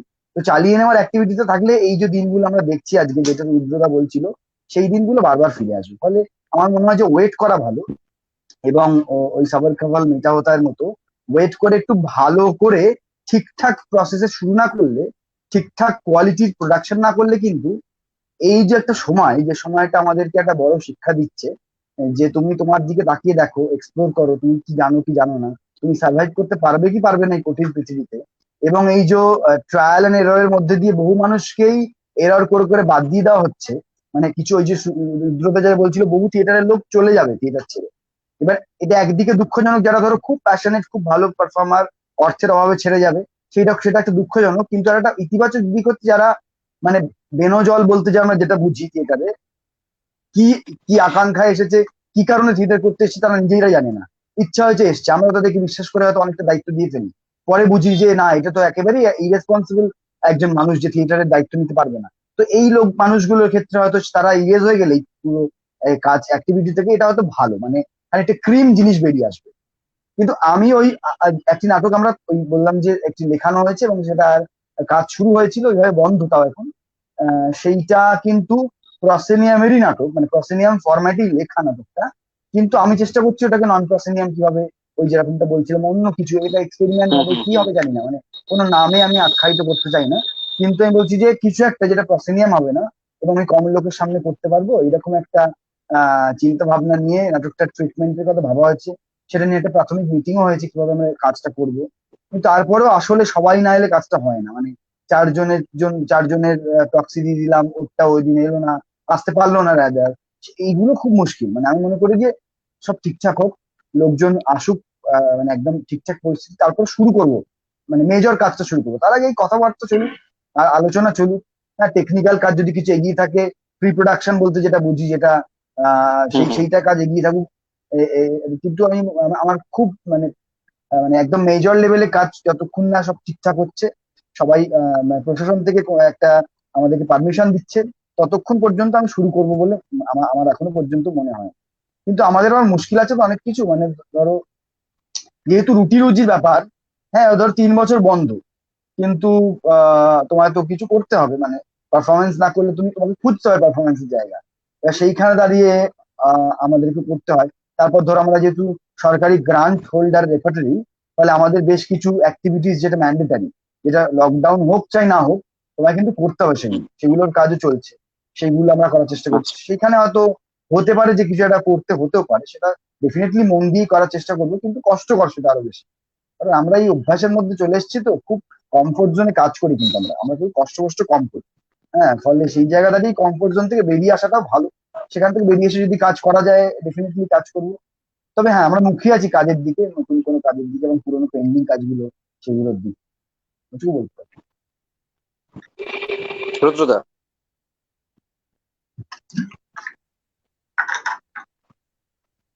বল। হ্যাঁ, উত্তর দাও। তুমি বলো, উত্তর দাও। কি বিষয়, মানে কি এই বলবো? এই যে না, বিষয়টা হচ্ছে যে তুমি কি নতুন করে কিছু ভেবেছো, মানে এই এক্সপেরিমেন্টাল যে ও বিষয়টা, মানে আচ্ছা। এখন অন্য কোনো জায়গা ভেবে বা ওই যে অন্য বললাম, দিকে আমাদের কাজ করার আমাদের বা যে নাটকটি হওয়ার কথা ছিল, নাটকটির নাম হচ্ছে আম সত্য। আমটা আলাদা, সত্যটা আচ্ছা। আলাদা। হুম। হুম তো এই আম সত্য নাটকটি আমি ঠিক করেছি যে আগস্ট মাস থেকে মোটামুটি ওই একজন দুজন করে ডেকে ডেকে ডেকে ডেকে জিনিসটাকে আস্তে আস্তে গ্রাফ করে নেব।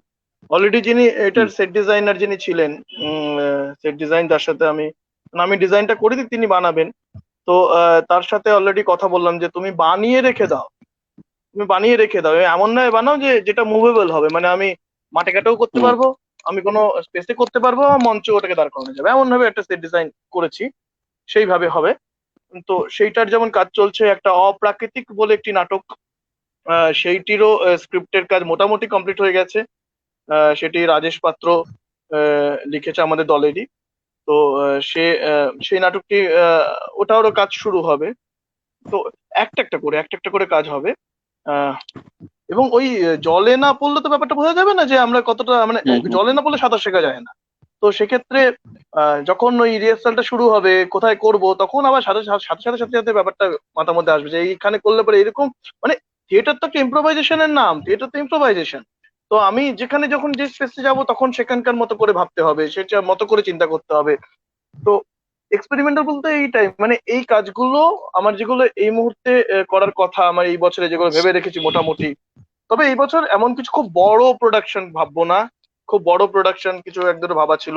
একটা খুব পুরোনো, আমাদের প্রথম দিককার একদম প্রোডাকশন, 2012 সালের প্রোডাকশন আমার নতুন করে করার কথা, মানে তখন করেছিলাম, মনে হচ্ছিল হ্যাঁ কি ভালো করলাম। কিন্তু তারপরে যখন দেখেছি যে মানে এত বাজে নাটক, এত বাজে নাটক, মানে শত্রুও করে না। হ্যাঁ, এরকম একটা জায়গায় এত বাজে নাটক। তো সেই নাটকটাকে যতক্ষণ না ভালো করে আবার করতে পারবো, ততক্ষণ মনে শান্তি হবে না। তো সেই জায়গায় দাঁড়িয়ে সেই কাজগুলো এখন করব না, মানে সেটা করলে সেটা খুব বড় স্প্যানের নাটক হবে। সেই কাজগুলো এখন করব না। একটা জীবনীমূলক নাটক করার কথা আছে, সেটা স্ক্রিপ্ট মোটামুটি কমপ্লিট, সেটাও করব না। তো ওই যে দুটো বললাম, আমসত্ত্ব এবং ওই অপ্রাকৃতিক, এই বছরে করব, ইচ্ছা আছে। এবারে জানি না মানে কোথায় কিভাবে করতে পারবো, কিন্তু কিছু না হলে পরে ওই আমসত্ত্বটা আমি অন্তত যদি ওই না খুললো টুললো অন্তত 10-15 জনকে তো টাকা যাচ্ছে। আজকেই দেখলাম আমাদের আসানসোল এক জায়গাতে শ্রাদ্ধ বাড়ি হচ্ছে, বেশ লোকজন খাচ্ছে যাচ্ছে। না তাহলে ঠিকই আছে, মোটামুটি টাকা টাকা যা। খাওয়ায় কোনো বাধা হ্যাঁ, নেই, শ্রাদ্ধ খাবে বাড়ি হচ্ছে, লোকজন ঠিক। খাবারে বাধা নেই। হ্যাঁ, তো আমি দেখলাম যে হচ্ছে, তাহলে শ্রাদ্ধ নাহলে বাড়িতে বাজারে তো এত ভিড় মোটামুটি। হয়, মাস ছাড়া 4 হ্যাঁ, বছরের তাহলে বাচ্চা বাজারে ঘুরে বেড়াচ্ছে, ভালো খাওয়ার জন্য হ্যাঁ, কোনো শুধু ভাইরাস শুধু বাজার কেন, বিয়ে বাড়ি, শ্রাদ্ধ বাড়ি সব চলছে, চলুক সব চলুক। চলছে, থিয়েটার তো উড়িয়ে বন্ধ চলছে। মোটামুটি। হ্যাঁ, এবারে আমি আমি কিন্তু সরকারি সরকারি নির্দেশের অপেক্ষায় রয়েছি। হ্যাঁ, সরকারি আমরা নির্দেশ সবাই তাই। অমান্য করে বা সরকারি নির্দেশ কিন্তু অমান্য করে বা সরকার যান। হুম, কিন্তু সরকার বল। জানি না, আমি এই ছবি টবি দেখছি, মানে ফেসবুকে দেখতে পাচ্ছি যে বেশ হল ভাড়া করে কিন্তু বেশ মিটিং শিটিং হয়ে যাচ্ছে, কিন্তু সামনে ভোট তো, মিটিং টিটিং বেশ ভালোই হচ্ছে, মানে তাদের জন্য ছাড় আছে থিয়েটারের জন্য। শুধু রাস্তার মোড়েও হচ্ছে মিটিং, মাইক ফাইক বাজছে। না, হ্যাঁ আমি আমি হ্যাঁ, এবং আমি জানি চেয়ার না, গুলো আমি খুব জানি দেখো না। কাছাকাছি কাছাকাছি রাখা। ভোটটা হচ্ছে মোস্ট এসেনশিয়াল জিনিস পৃথিবীতে, ঠিক আছে? এইটা তুমি কিভাবে করোনার সাথে এর তুলনা করছো? এটা তো হবে, আচ্ছা। ঠিক আছে? ভোট, ভোটের জন্য সব হবে, সেটা তো ঠিক আছে, মানে দেখ, আজকে আমার থিয়েটারটা দেখতে এসে যারা দেখতে এলেন তাদের মধ্যে দুদিন পরে দেখলাম একজনের করোনা ধরা পড়েছে। একটা মারও না হুম। মাটিতে পড়বে, ঠিক আছে? হ্যাঁ, তো সেই জায়গায় দাঁড়িয়ে, এবং তারপরে হয়তো লোকে বলবে না বেটা থিয়েটারই দেখতে যাবো না। তো মানে মানুষের মানে এখনো তো মানুষের নানা রকম কুসংস্কার, নানা রকমের চিন্তা ভাবনা গুলো গ্রো করে। আমার মানে একটুখানি আমরা অপেক্ষা করি, একদম শুভজিতের কথা ডিটো দিই, হ্যাঁ, যে ওয়েট আমরা করো, এখন আমাদের তো অপেক্ষা করেছি, করাটা দরকার। এইগুলো টানা করলাম, হ্যাঁ, ওয়েট করা উচিত। হ্যাঁ, হ্যাঁ। হ্যাঁ, এবং এই মুহূর্তে না, এই মুহূর্তেও একটা আমাদের আমাদের যারা গ্র্যান্টি দল যেগুলো রয়েছে, তাদের সরকার একটা খুব হোম টাস্ক দিয়েছে, যে এই মাসের শেষের দিক করে ওই আগস্টের মাঝামাঝির মধ্যে আমাদের যাবতীয় নথিপত্র, হ্যাঁ, সমস্ত খুব পাঠাতে হবে। বাজে টাস্ক। হ্যাঁ, হ্যাঁ, খুব বাজে টাস্ক। তো সেই কাজের জন্য আপাতত মাথা মাথা ঘেটে রয়েছে। তো সেসব পেরিয়ে গেলে পরে এই আগস্ট মাসের মাঝামাঝি থেকে হয়তো আবার, আমি দলেও বলেছি যে 3-4 দিনের একদম ব্রেক নেবো। এবার ব্রেক মুখে বলছি ব্রেক, হ্যাঁ, হয়তো দলের ছেলে মেয়েদের বলবো তোরা কেউ আসিস না, কেউ যোগাযোগ করিস না, সব ঠিক আছে। কিন্তু না, ওই একটা বই নিয়ে বসে পড়লাম, ওই পড়া শুরু হয়ে গেল, এবং পড়তে পড়তে তাহলে এইটা হলো ওইটা, সেটা হলো সেইটা, মানে আলটিমেটলি যাবোটা কোথায়? আমি তো চর্যাপদের রুমটাতে থাকি, মানে আমাদের বাড়ির সামনের ঘরটা চর্যাপদ, এবং ওখানে একটি চৌকি পাতা আছে, সেখানে আমার মানে দিবারাত্র, মানে রাতেও এখানেই ঘুমোই আমি। তো আমি 24টি ঘন্টা আমি থিয়েটারের সাথে রয়েছি। আমি আমি যাবোটা কোথায় বলতো? নিজেকে এমন ভাবে ফাঁসিয়ে দিয়েছি। হ্যাঁ, মানে আমি যাওয়ার কোনো রাস্তা নেই। সুতরাং আমার এক্সপেরিমেন্ট সবসময় চলছে, সবসময় চলছে। আমি সেদিকে এটা ভাবছিলাম যে ঘরের মধ্যে কতগুলো লোক বসিয়ে এখানে একটা থিয়েটার করা যেতে পারে কিনা, এরকমও ভাবছিলাম। হ্যাঁ আর হ্যাঁ, জানি না আচ্ছা, কখন কি আমারও একটা করবো, আমার এখনো আমার পূর্ব আমার কি মনে পরিকল্পনা হয় নেই। সত্যজিৎ, একটু ইন্টার হুম। করছি। হ্যাঁ, যে এই যে ধরো সময়টা না, এটা একটা বিশাল সময়, এই যে প্রায় 120 দিনের কাছাকাছি বা এরকম হয়ে গেল। হ্যাঁ, আমরা ফাঁকা তো, কোনো কাজ নেই তো, প্রচুর জিনিস রিয়েলাইজ করছি, ঠিক আছে? আমি ব্যক্তিগতভাবে বলতে পারি, মানে বলতে পারি আর কি, মানে ভুল ভাল রিয়েলাইজ করছি, যেগুলো জীবনে ভাবতাম না হয়তো, মানে সময়ের অভাবে ভাবতে পারতাম না, মানে মাথাতেই আসতো না। এত অফুরন্ত সময় এবং এত অফুরন্ত বাজে সময়, যে প্রচুর জিনিস মাথায় আসছে, এবং সেগুলোকে না মানে রিথিঙ্ক করার একটা সুযোগ আছে। এবং তুমি যত রিফ্রেশড হবে, তুমি যত পিউরিফাইড হবে ভেতর থেকে, তোমার চিন্তা যত বেশি করে রিফ্রেশড হবে, তোমার থিয়েটারও তো তত বেশি করে রিফাইন্ড হবে, না তত বেশি করে এনরিচ নতুন হবে, হয়ে হ্যাঁ, উঠবে। একদম একদম। হুম ফলে হুম। এই সময়টা আমাদের মুশকিল কি বলতো, আমার খুব আপত্তি একটা জিনিসে, যে আমরা এত বেশি কোয়ান্টিটিতে বিশ্বাস করি না, মানে এক একটা দল ধরো মাসে 30টা 35টা শো করতে পারলে ভালো, ধরো অর্থের জন্য ভালো হয়, হ্যাঁ, সে মানে ঠিক আছে? ঘেটু পুজো থেকে হ্যাঁ, মনসা মানে পুজো সব জায়গায় শো করে বেড়াচ্ছে। সেই অর্থটা ধরো সেরকম মানে নয়, তিন পেলেই হাজার হলো পাঁচ একটা। হাজার 4,000 টাকা তো শো করে দিল, সে কষ্ট করে তো 100 টাকা ওরে না পকেট থেকে রে, দিয়ে দিল। 3,000-4,000 টাকা শো নয়, 3,000-4,000 টাকা শো নয়। 500 মানে সে 600 মানে টাকা আমি জানি না, সেগুলো হতে পারে। হ্যাঁ, বলছি যে আহ, আহ, মানে শো করতে পারলে বেঁচে যায়, এটা একটা ভালো, হয়তো ধরো প্রথম প্রথম খুব ভালো লাগবে, ওগুলো প্রতিদিন শো থাকবে। এখন আমার মনে হয় যে প্রতিদিন শো করার দরকার নেই, মানে অনেক মানে কম শো থাকাই ভালো, কারণ তুমি একটা পারফর্ম করলে, ধরো খারাপ করলে কি ভালো করলে, ধরে নিচ্ছি প্রতিটা পারফর্ম তো আমাদের কোনদিন পারফেকশনে যেতে পারি না, সেদিনকে গেলে তো থিয়েটার শেষ হয়ে গেল, মানে আমরা আমাদের পারফরমেন্স করাই শেষ করে দিতে হবে। এই পারফরমেন্সের চক্করই তো দৌড়, মানে একজন আর্টিস্টের খিদে ওইটাই তো, যে আমি ওই দিনকে ওই ওই পিকটা ছোবো, যেদিনকে পাহাড়ের চূড়া, সেই দিনকে আমার আমার আর্টিস্ট জীবন সার্থক হবে। তো আমি একটা পারফর্ম করার পরে নিজেকে যদি ইভ্যালুয়েট করার সময় না পাই, আবার রিথিঙ্ক করার সময় না পাই, নিজেকে নতুন করে তৈরি করার, গড়ে তোলার যদি সময় না পাই ভেঙে চুরে, তাহলে তো পরের পারফরমেন্সে সেই ভুলটাই হবে যেটা আগের পারফরমেন্স হয়েছে। যদিও ঠিক আছে থিয়েটার লাইভ পারফরমেন্স প্রতিদিন আলাদা হয়, কিন্তু আমার রিয়েলাইজেশন তো আলাদা হচ্ছে না। আমি হয়তো টেকনিক্যালি কিছু একটা গলাটা সেখানে বেসে বলছিলাম, একটু পিচটা তুলে বললাম, বা আমি একটু অন্য স্কেলে বললাম, বা একটু ইমোশনটা বেশি হলো সেদিনকে, কিন্তু আলটিমেটলি ভেতরের রিয়েলাইজেশন, যেটা দিয়ে যে কোনো ইমোশন তৈরি হয়, যে কোনো অভিনয় করতে গেলে যেটা ভেতরের উদ্বেগ, যেটা ভেতরের মেটেরিয়াল, সেইটা তো চেঞ্জ হচ্ছে না। সেটা তো সময়ের সাথে সাথে চেঞ্জ হয়, সেটার জন্য তো কোনো মেশিন নেই, সেটার জন্য তো কোনো মেথড হয় না, কোনো প্র্যাকটিস হয় না।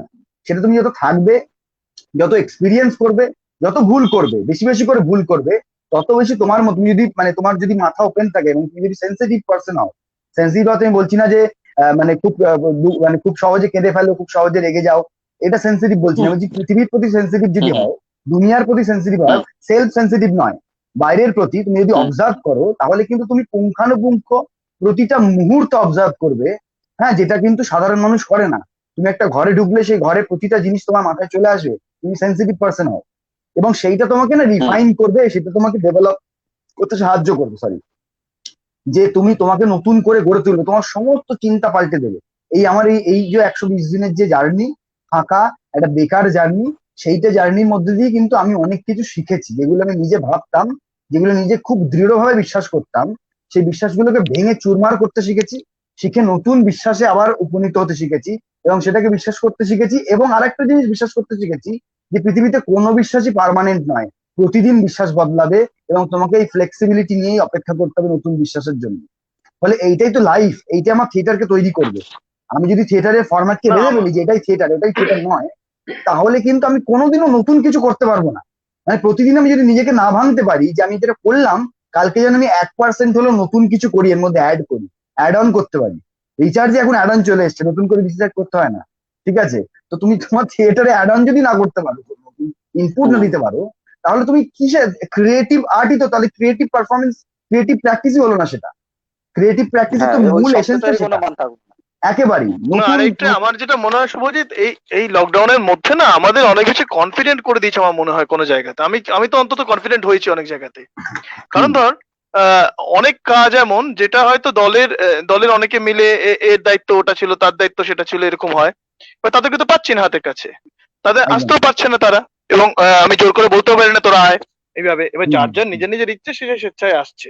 তা ওই একজন দুজন করে সেই ডিস্টেন্স মেনটেন করেই তারা বসছে কাজকর্মে। কিন্তু আমিও না, যে কাজগুলোতে হয়তো আমি আমি আর করতাম না, অনেকে অন্যরা করতো সেই কাজগুলো, আমার অন্য দায়িত্ব পড়ে গেছিল দলের, আমি না সেই কাজগুলো আবার শুরু করলাম। বা হুম, আমি দেখলাম যে আহ, মাথার মধ্যে যখন প্ল্যান এলো যে না, তোমরা তিনজন মিলে একটা কাজ করা যেতে পারে, চারজন মিলে একটা কাজ করা যেতে পারে, দুজন হুম, মিলে একটা কাজ করা যেতে পারে, এবং সেটা কোয়ালিটির কাজ হতে পারে, মানে এই ধরনের কনফিডেন্স গুলো না এই সময়টা আমাদের ভিতরে গ্রো করে গেল আমার মনে একদম। হয়।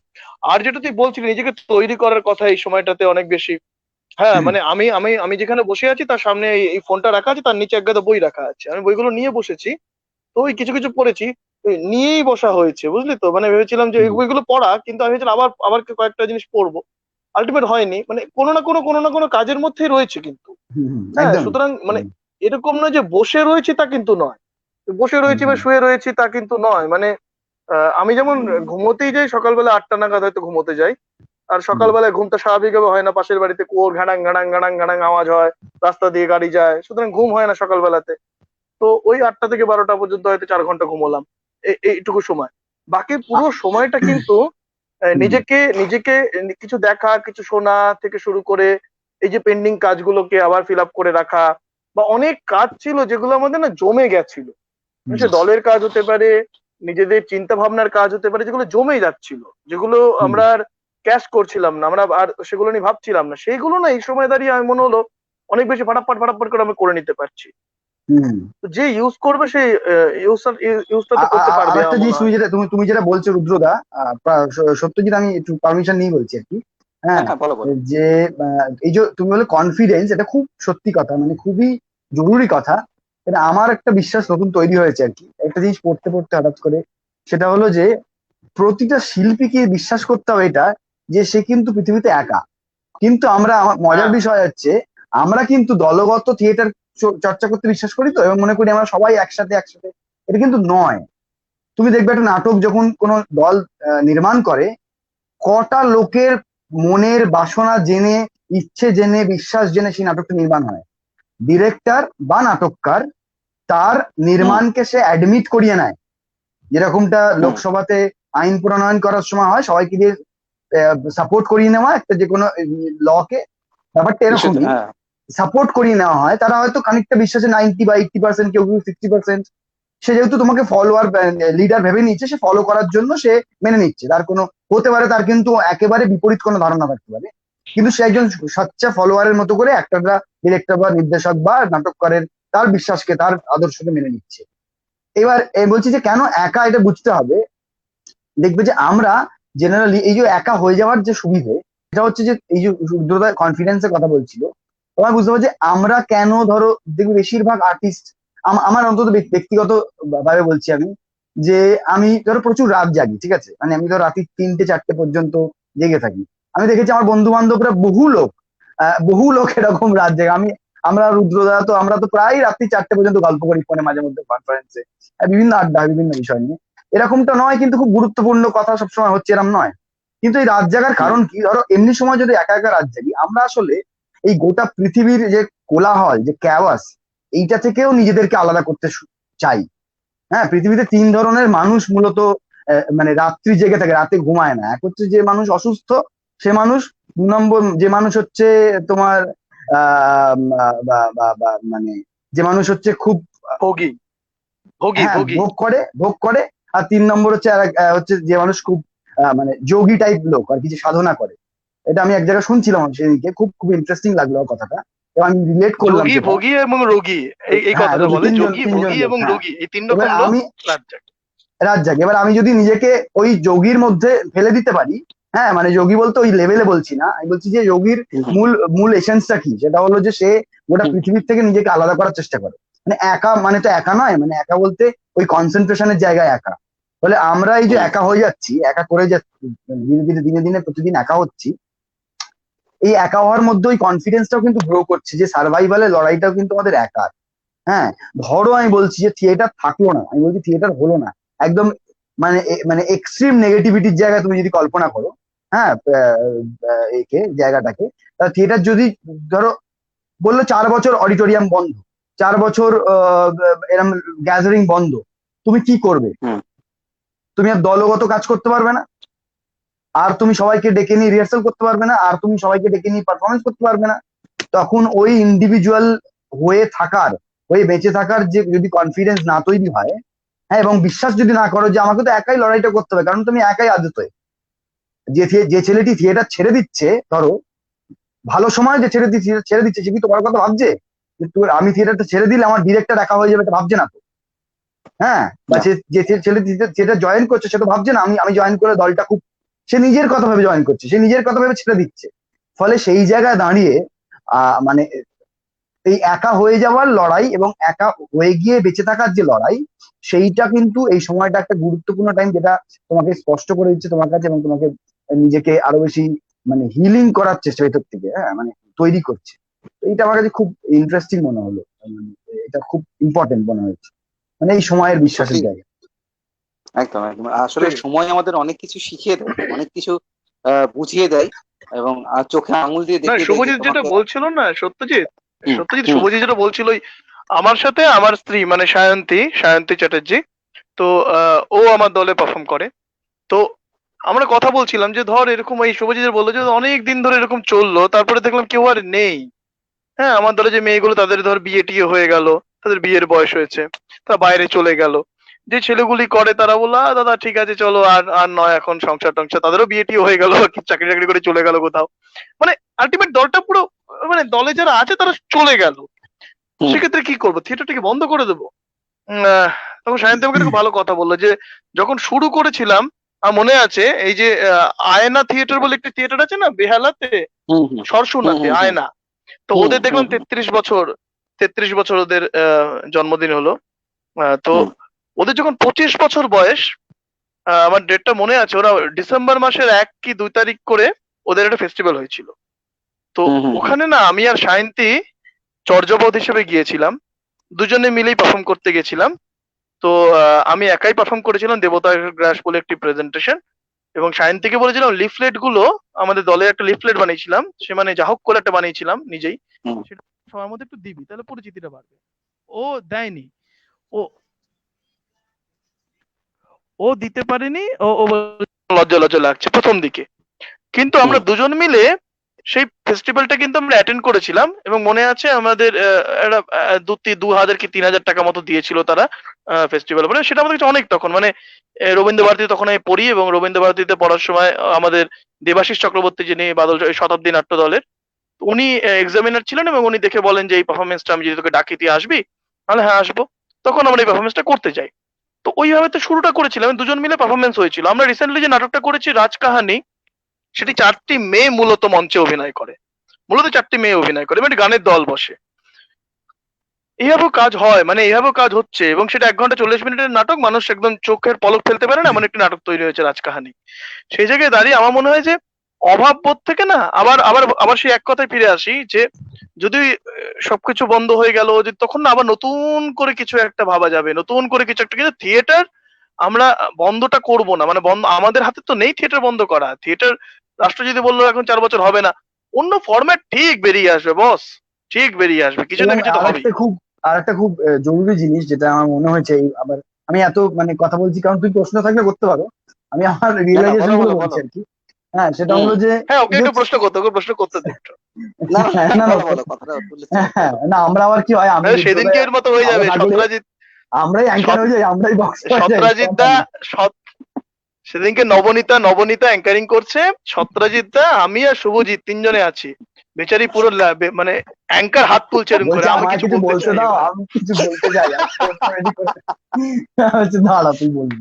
তো আমি যেটা বলছিলাম সেটা হচ্ছে যে এই যে হুম সেলিব্রিটি নির্ভর যে থিয়েটার, এই যে একটা কোড আনকোড সেলিব্রিটি থিয়েটার, সেলিব্রিটি হুম বা হুম স্টার নির্ভর থিয়েটার, এই বোগাস হুম যে বিষয়টা না, এটা বন্ধ করা উচিত। এবার এবার এবার অন্তত বোঝা উচিত, এবার অন্তত রিয়েলাইজেশন আসা উচিত এরকম অবস্থা দাঁড়িয়ে যে থিয়েটারে সেলিব্রিটি হয় না। সেলিব্রিটি কখন হয়? যখন সেটা পপুলার হয় সাধারণ মানুষের কাছে। আমি আমার ক্লাবে খুব পপুলার, তাহলে কি আমি সেলিব্রিটি? আমি আমার পাড়ায় কিন্তু খুব পপুলার, তাহলে কি আমি স্টার? আমি আমার থিয়েটার ফ্রেটার্নিটি এইটুকু একটা জায়গা, এইটুকু কয়েকটা লোক, তাও সবাই চেনে না, সেইখানে একটা একটু একটু আমার দর্শক থিয়েটার সংখ্যাও পপুলার সীমিত। সীমিত, এবং সেখানে আমি আমার নাটক হয়তো একটু বেশি লোক দেখতে আসে, কটা লোক দেখতে আসে?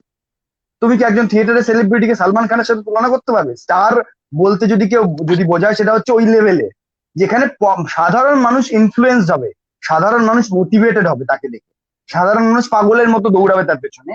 স্টার বলতে সে পার্থিব জিনিস নয়, সে সে মানে পৃথিবীর সাধারণ জনগণের ঊর্ধ্বে, অ্যাবাভ দ্য ওয়ার্ল্ড, এরম কিছু একটা। তো থিয়েটারে যে স্টার নির্ভর থিয়েটারটা যেটা করেছে না, মানে আমার আমার কেন মনে হয়েছে এটা, যে এই সময় সব থেকে প্রয়োজন ছিল কমিউন কালচারের, সব থেকে বেশি প্রয়োজন ছিল অন্তত একে অপরের পাশে দাঁড়িয়ে থাকা। একা একা হলেও অনেক পাশে লোক থাকলে না মনোবলও বাড়ে খানিকটা, যে আমার মতো ও হুম একা, ও লড়াইটা করছে, আমার মতো ওই সেম স্ট্রাগলটা করছে। ফলে কি মুশকিল হয়েছে, এই যে স্টার এবং সেলিব্রিটি নির্ভর থিয়েটারে চর্চা এবং সেগুলো বেশি বেশি করে পপুলার করানোর তার যে একটা মানে পরিকল্পনা মাফিক একটা ইনফ্রাস্ট্রাকচার, তার ফলে যেটা হয়েছে না, প্রচুর নতুন ইয়াং ট্যালেন্ট যাদের হয়তো সে অর্থে প্ল্যাটফর্মের অভাব ছিল, বা সে অর্থে যেতে পারেনি, বা শেখার অভাব ছিল, র মেটেরিয়াল ভেতর থেকে খুব খুব খুব দামি র মেটেরিয়াল, তারা তারা কিন্তু নষ্ট হয়ে গেছে, তারা থিয়েটার ছেড়ে চলে যাচ্ছে। তুমি দেখছো একটি দলের 20 জন সদস্য, সেই দলটি দেখছি যে পরপর 3টে প্রোডাকশন করলো, 3টে প্রোডাকশনই মেজর, মানে অনেকক্ষণ ধরে মঞ্চে দেখবে লোকে, এবং তার অভিনয়ে শিল্পের একটা মানে জাজমেন্ট দর্শক করতে পারবে, দেখে ভালো বা খারাপ বলবে, এইরকম সময়ব্যাপী অভিনয় 5জন অভিনেতা করছেন, যে 5জন সিরিয়ালের। বাকি যারা একটু পাশ থেকে এই সাইড থেকে ওইদিকে চলে যাচ্ছে, দৌড়ে বেরিয়ে যাচ্ছে, শিফটিং করছে, তারা দলের 20 জন ব্যক্তি, 20 জন লোক। না তাদের গুণগত মানের উন্নতি হচ্ছে, না প্র্যাকটিসের উন্নতি হচ্ছে, কারণ রিহার্সাল না করলে এই দলগুলো তো আর এরকম না যে তারা নেশনাল স্কুলের মতো গিয়ে প্রতিদিন প্র্যাকটিস করাবে, তারা তো রিহার্সালের মধ্যে দিয়ে শিখবে, রিহার্সালের মধ্যে দিয়ে প্র্যাকটিস হবে। একদম। না সেখানে রিহার্সালে তারা প্র্যাকটিস করার সুযোগ পাচ্ছে, না তারা অন্য স্কুলিং পাচ্ছে। সারা জীবন বলছি 5-7 বছর ধরে তারা সেই শিফটিং এর কাজই করে যাবে, সেই কাজে হয়তো তারা মাহির হবে, কিন্তু শিফটিং এর কাজ জানলে তো আমাদের সমাজ তাকে গুরুত্ব দেবে না যে দারুণ শিফটিং করে ছেলেটি, এরকম তো বলে টিকিট কাটবে না লোকে। লোকে দেখবে যে ছেলেটি অভিনয় কত ভালো করে। তো সেই জায়গায় দাঁড়িয়ে অভিনয় যেহেতু মেজর মানে মূলত মেজর অংশ থিয়েটারের একটা, হ্যাঁ একটা মানে অ্যাক্টার্স মিডিয়াম যেহেতু বলা যেতে পারে মেজরলি, তো হুম। সেইখানে দাঁড়িয়ে এই স্টার নির্ভর থিয়েটার কিন্তু আমাদের থিয়েটারের যে স্ট্রাকচার, যে কমিউন স্ট্রাকচার, দলগত স্ট্রাকচার এবং একে অপরের পাশে থেকে হাত ধরে একে অপরকে তোলার যে প্রক্রিয়া থিয়েটারে, সেই জায়গায় কিন্তু ব্যর্থ হয়েছে এবং সেইখানে দাঁড়িয়ে ক্ষতি করেছে আমার মনে হয়, ভীষণভাবে ক্ষতি করেছে। অদ্ভুত ভাবে একটা বৈষম্যমূলক থিয়েটারের অর্থনীতি তৈরি হয়েছে। তোমার থিয়েটার 5,000 আর অমুক দলের থিয়েটার 1 লাখ টাকার বেশি নিচে কলস নেই, এ কি বৈষম্য? কি এমন কোয়ালিটির ডিফারেন্স আছে? কি এমন হতে পারে তোমারটা 20,000, ওরটা 30,000 40,000, কোয়ালিটি ডিফারেন্স হতে পারে, কিন্তু কি এমন কোয়ালিটি আছে? তুমি কিন্তু 1 লাখ টাকা চাইছো, যে চাইছে সে কিন্তু থিয়েটারে কোয়ালিটির জন্য চাইছে না, সে চাইছে ওই মুখটার দামের জন্য, যে মুখটা মঞ্চে দাঁড়িয়ে অভিনয় করবে। এবং তোমার কাছে যেহেতু মুখ কারণ নেই, এই মুখটা তো দামটা চাইছে, মুখটা তো দামটা একেবারেই চাইছে।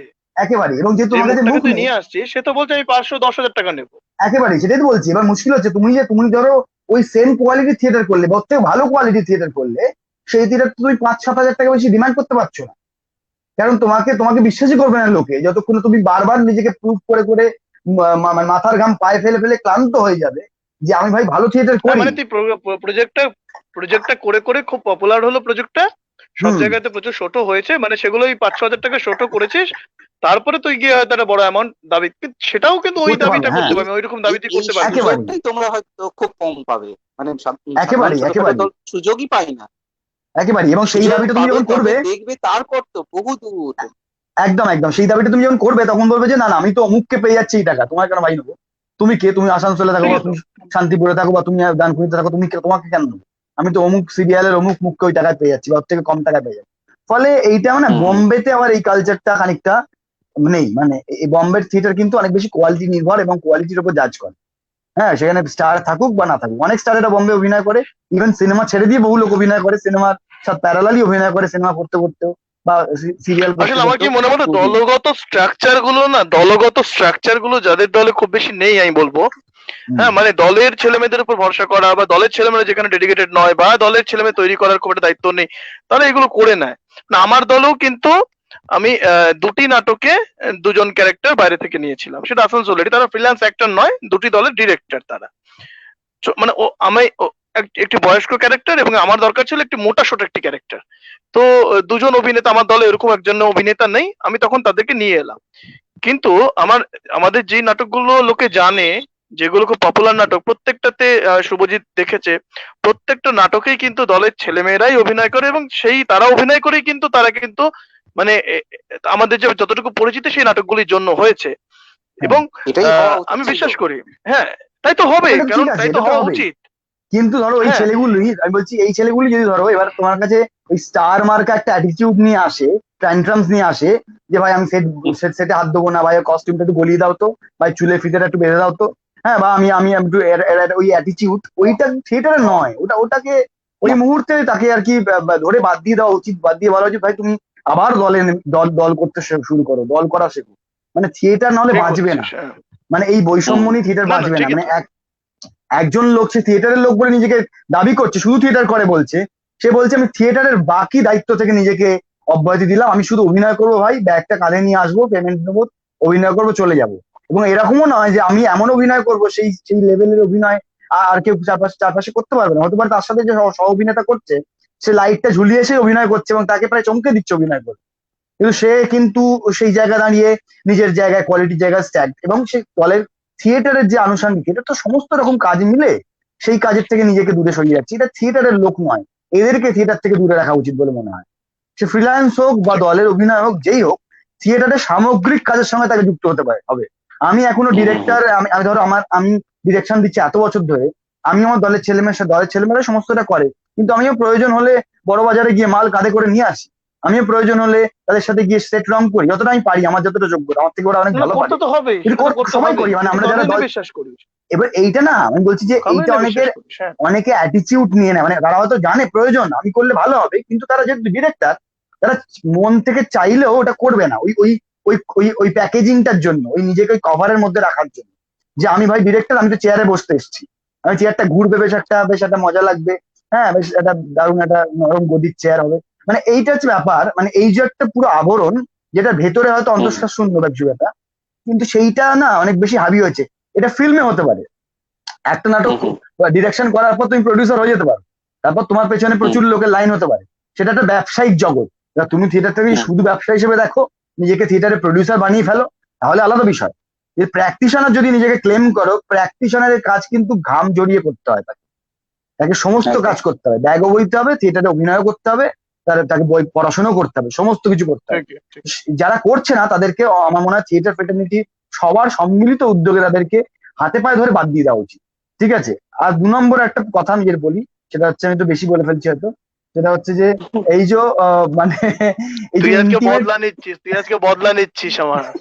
সেদিনকে আমি তোকে বলতে দিইনি, তুই আমাকে বলতে দিবি না। না আমি বলছি এই বল। যে ইন্টিমেট থিয়েটারের নামে যে প্রসেনিয়াম সেমি প্রসেনিয়াম থিয়েটার চর্চা, সেটা বন্ধ হওয়া উচিত। তাতে না একটা একটা অদ্ভুত কনফিউশন তৈরি হচ্ছে, করছে সেই সেট লাগিয়ে ঘর বাড়ি তৈরি করে খাট বালিশ, হ্যাঁ চেয়ার টেবিল পেতে, কিন্তু স্পেসটা ইন্টিমেট হয়ে যাচ্ছে, তাতে না মুশকিল হচ্ছে। ভিজুয়ালটা তো ম্যাটার করে, মানে ইন্টিমেটের একরকম ভিজুয়াল হয়, প্রসেনিয়ামের একরকম ভিজুয়াল হয়, কিন্তু এই যে অনেক জায়গা তুমি দেখবে, এটা আমি কেন বলছি, এই কারণে এটা কিন্তু খুব গুরুত্বপূর্ণ বিষয়। আমি বহু ইন্টিমেট থিয়েটার দেখেছি যেটা প্রসেনিয়ামেই করা যেত, ওটা প্রসেনিয়ামে থিয়েটার, অভিনেতার ওই চিৎকার করেই কথা বলছে, কানে তালা লেগে যাচ্ছে এত চিৎকার করে কথা বলছে, কিন্তু তারা একটা স্পেস যেহেতু ইন্টিমেট পেয়েছে, মানে না তৃপ্তি মিত্র সমাধি 800 টাকা 900 টাকায় পাওয়া যায়, একাডেমি 9,000 টাকা, তার থেকে আমি আরেকটা করা গেলে করে দিলাম। তো এই এই যে যে কোনো স্পেসের তো নিজস্ব একটা এস্থেটিক থাকে, একটা বিশ্বাস থাকে, তার একটা নিজস্ব ইনফ্রাস্ট্রাকচার থাকে, না না, সেই আমার অনুযায়ী না থিয়েটার না, তৈরি আমার হয়। যেটা মনে হয় যে, আমার যেটা মনে হয় করা যেতেই পারে, কিন্তু সেই ক্ষেত্রে তোমার ফরম্যাট চেঞ্জ হয়ে যাবে। ওটাই তোমার তো বলছি, তোমার সেম ওটাই তো বলছি। স্ক্রিপ্টে তুমি করো, না তুমি স্ক্রিপ্ট তুমি হতে পারে, একই জিনিস করো গঠনটা না। চেঞ্জ, গঠন চেঞ্জ হয়ে যাবে, আমি অভিনয় বলি চেঞ্জ হয়ে এক্স্যাক্টলি, যাবে। আমি তো বলি গঠনগত ইম্প্রোভাইজ পরিবর্তন করতে হবে। হবে, গঠনগত পরিবর্তন হবে। আমি আমি অন্তরঙ্গ থিয়েটারে আলোর বিরোধী নই, শুভজিৎকে হ্যাঁ আমি হোক, জানি না, আমি আলোর সব হবে, ব্যবহারও সব করতে পারি, হবে, কিন্তু সব সেইটা হোক, সেইটা ওর মতো করে হোক, সেটাও অন্য একেবারে, রকমের হোক কিছু একটা। একেবারে ওইটাই এনে এক্স্যাক্টলি। বসিয়ে দিলে, স্পেসটা ছোট করে দিয়ে, এই না না, চর্চাটা আমি অন্তরঙ্গ, বিরোধী। হ্যাঁ এক্স্যাক্ট। আমরা মাঝখানে একটা স্পেস থিয়েটার করলাম, আমাদের না পাঠানো চিঠি বলে একটি নাটক হয়, ছোট নাটক। তো সেইটি আমরা মঞ্চ করেছি, অন্তরঙ্গ ভাবেও করেছি। এবং রিসেন্টলি আমরা এই লকডাউনে জাস্ট আগে, মানে ফেব্রুয়ারি মাস করে, এখানে একটি বিজন বলে একটি জায়গা রয়েছে, সেখানে আমরা করলাম এটি বাগান। এবং সেখানে তার আগে অনেকেই একটা নিয়মিত অন্তরঙ্গ নাটকের একটা ফেস্টিভ্যাল চলছিল, প্রতি মাসে দুটো করে কি এরকম কিছু একটা, প্রতি মাসে একটি করে কিছু একটা হচ্ছিল। তো আমাদের একদম শেষ সপ্তাহে, তারা শেষ মাসে ডেকেছিল। তো আমি সবকটা দেখলাম, সবটাই দেখলাম যে দর্শক একমুখে বসে আছে, মানে যেরকম মঞ্চে হয়, একদিকে মুখ করে প্রথমে হয়। হচ্ছে, এবং দর্শক তার সামনে বসে আছে। আমরা যেটা করলাম, দর্শককে যেখানে সেখানে মানে আমরা সেট করে দিলাম, এখানে এখানে দর্শক, এবং পুরো ওই বাগানটা জুড়ে না আমাদের অভিনয়টা হলো। শুধু বাগান আচ্ছা। জুড়ে নয়, ওই যে পাশের সামনে একটা বাড়ি, পিছনে একটা বাড়ি ছিল, সেই বাড়ির দোতলা, হ্যাঁ সেই বাড়ির দোতলাটা, রাস্তার মোড় থেকে নাটকটা শুরু হলো, লোকে শব্দটা শুনতে পাচ্ছে, বাইরের রাস্তা, সবটা নিয়ে না একটা অন্যরকম ফ্লেভার তৈরি হলো। মানে ওই এক মুখের না, কিন্তু দর্শক বসে নেই। আমি একটা বৃষ্টির আওয়াজ করতে চাইলাম, সেটা ওই দর্শকের মধ্যে মাঝখান থেকে একটা গাছ ছিল, সেই গাছটা নাড়িয়ে দিল না, বৃষ্টি যখন বলছে তখন ওই গাছটা আমি ধরে নাড়াচ্ছি, হ্যাঁ বৃষ্টির একটা ফ্লেভার পাচ্ছি, মানে দর্শকের মধ্যেই কিন্তু মানুষ একটা, ওই বৃষ্টির ঝড় হচ্ছে, গাছগুলো নড়ছে, সেগুলো হচ্ছে দর্শকের মাঝখানে, দর্শকের পিছন দিকে সে আওয়াজটা হচ্ছে, মানে টোটাল সেট আপটা মানে একদম 360 ডিগ্রি ধরে নাটকটা কিন্তু হয়েছে, মানে শব্দ, আলো বা তার অভিনয় সেক্টর পুরোটা কিন্তু 360 ডিগ্রি ধরে হয়েছে। কিন্তু সেই নাটকটা যখন মঞ্চে করছে, আমার কয়েকটা স্পট, পিছন দিকে কিছু এলইডি, কিছু পার্ট, কিছু ফলো, এই দিয়ে আমার নাটকটা হয়ে যাচ্ছে, কিন্তু ওখানে কিন্তু সেভাবে হয়নি, অন্য প্রসেসে কাজটা একদম হয়েছে। আমি বলছি নাটকটা হতে পারে, কিন্তু নাটকের ফরম্যাট, নাটকের পুরো ডিজাইনটা কিন্তু তোমার পরিবর্তন করতে হবে। তা না হলে ভাই, ঠিক ঠিক তুই যেটা বললি সেটা আমি সাপোর্ট করছি। ঠিকই। ওকে, আমরা আরেকটা বিষয়ে কথা বলবো, সেটা হচ্ছে এতক্ষণ ধরে আমাদের কথায় এবং শুভজিৎ, রুদ্রদা বারবার বলছিল কমিউন হওয়ার কথা, কমিউনে আমরা বিশ্বাসী করি। তো তুমি একটা অনেক শুরুতে বলছিলে যে তোমরা একটা আন্দোলনের পথে হাঁটছো, বা একটা বিষয় হচ্ছে যে যেমন আর্টিস্ট ফোরাম আছে সিনেমার ক্ষেত্রে, তেমনি থিয়েটারে একটা ফোরাম তৈরি হোক। যদি সেটা তৈরি হয়, তো এটাতে কি আদৌ কোনোভাবে কোনো মানে পরিবর্তন আসে? মানে বলতে চাইছি যে থিয়েটারে যারা মানুষ কাজ করছে তাদের কোনো আদৌ কি কোনো সুবিধে হবে? বা এটা যদি তৈরি হয়, এর ফরম্যাটটা কিভাবে তৈরি হবে, এর কাজ কিভাবে হবে? তাহলে যদি কেউ যদি এই কাজে লিপ্ত হয়ে যেত, থিয়েটার কখন করবে? দেখো, বিষয় হচ্ছে যে আমি বলি রুদ্রদা খানিকটা। হুম। হুম, বল শুরু কর। হ্যাঁ, দেখো, বিষয় হচ্ছে যে ফোরাম তৈরির উদ্দেশ্য নিয়ে কিন্তু আমরা আমরা যে মুভমেন্টটা চালু করেছি একটি পেজের মাধ্যমে, সেটা হচ্ছে ইউথ স্পিরিট অফ থিয়েটার। হুম। হুম। সেটা কিন্তু ফোরাম তৈরির কোনো উদ্দেশ্য নয়, প্রাথমিক উদ্দেশ্য নয়। আমরা আমাদের যেটা মনে হয়েছিল, এটাও কিন্তু ব্যক্তিগত বিষয়, এটাও ইন্ডিভিজুয়াল, মানে পৃথিবীতে সমস্ত কিছু তো ইন্ডিভিজুয়াল।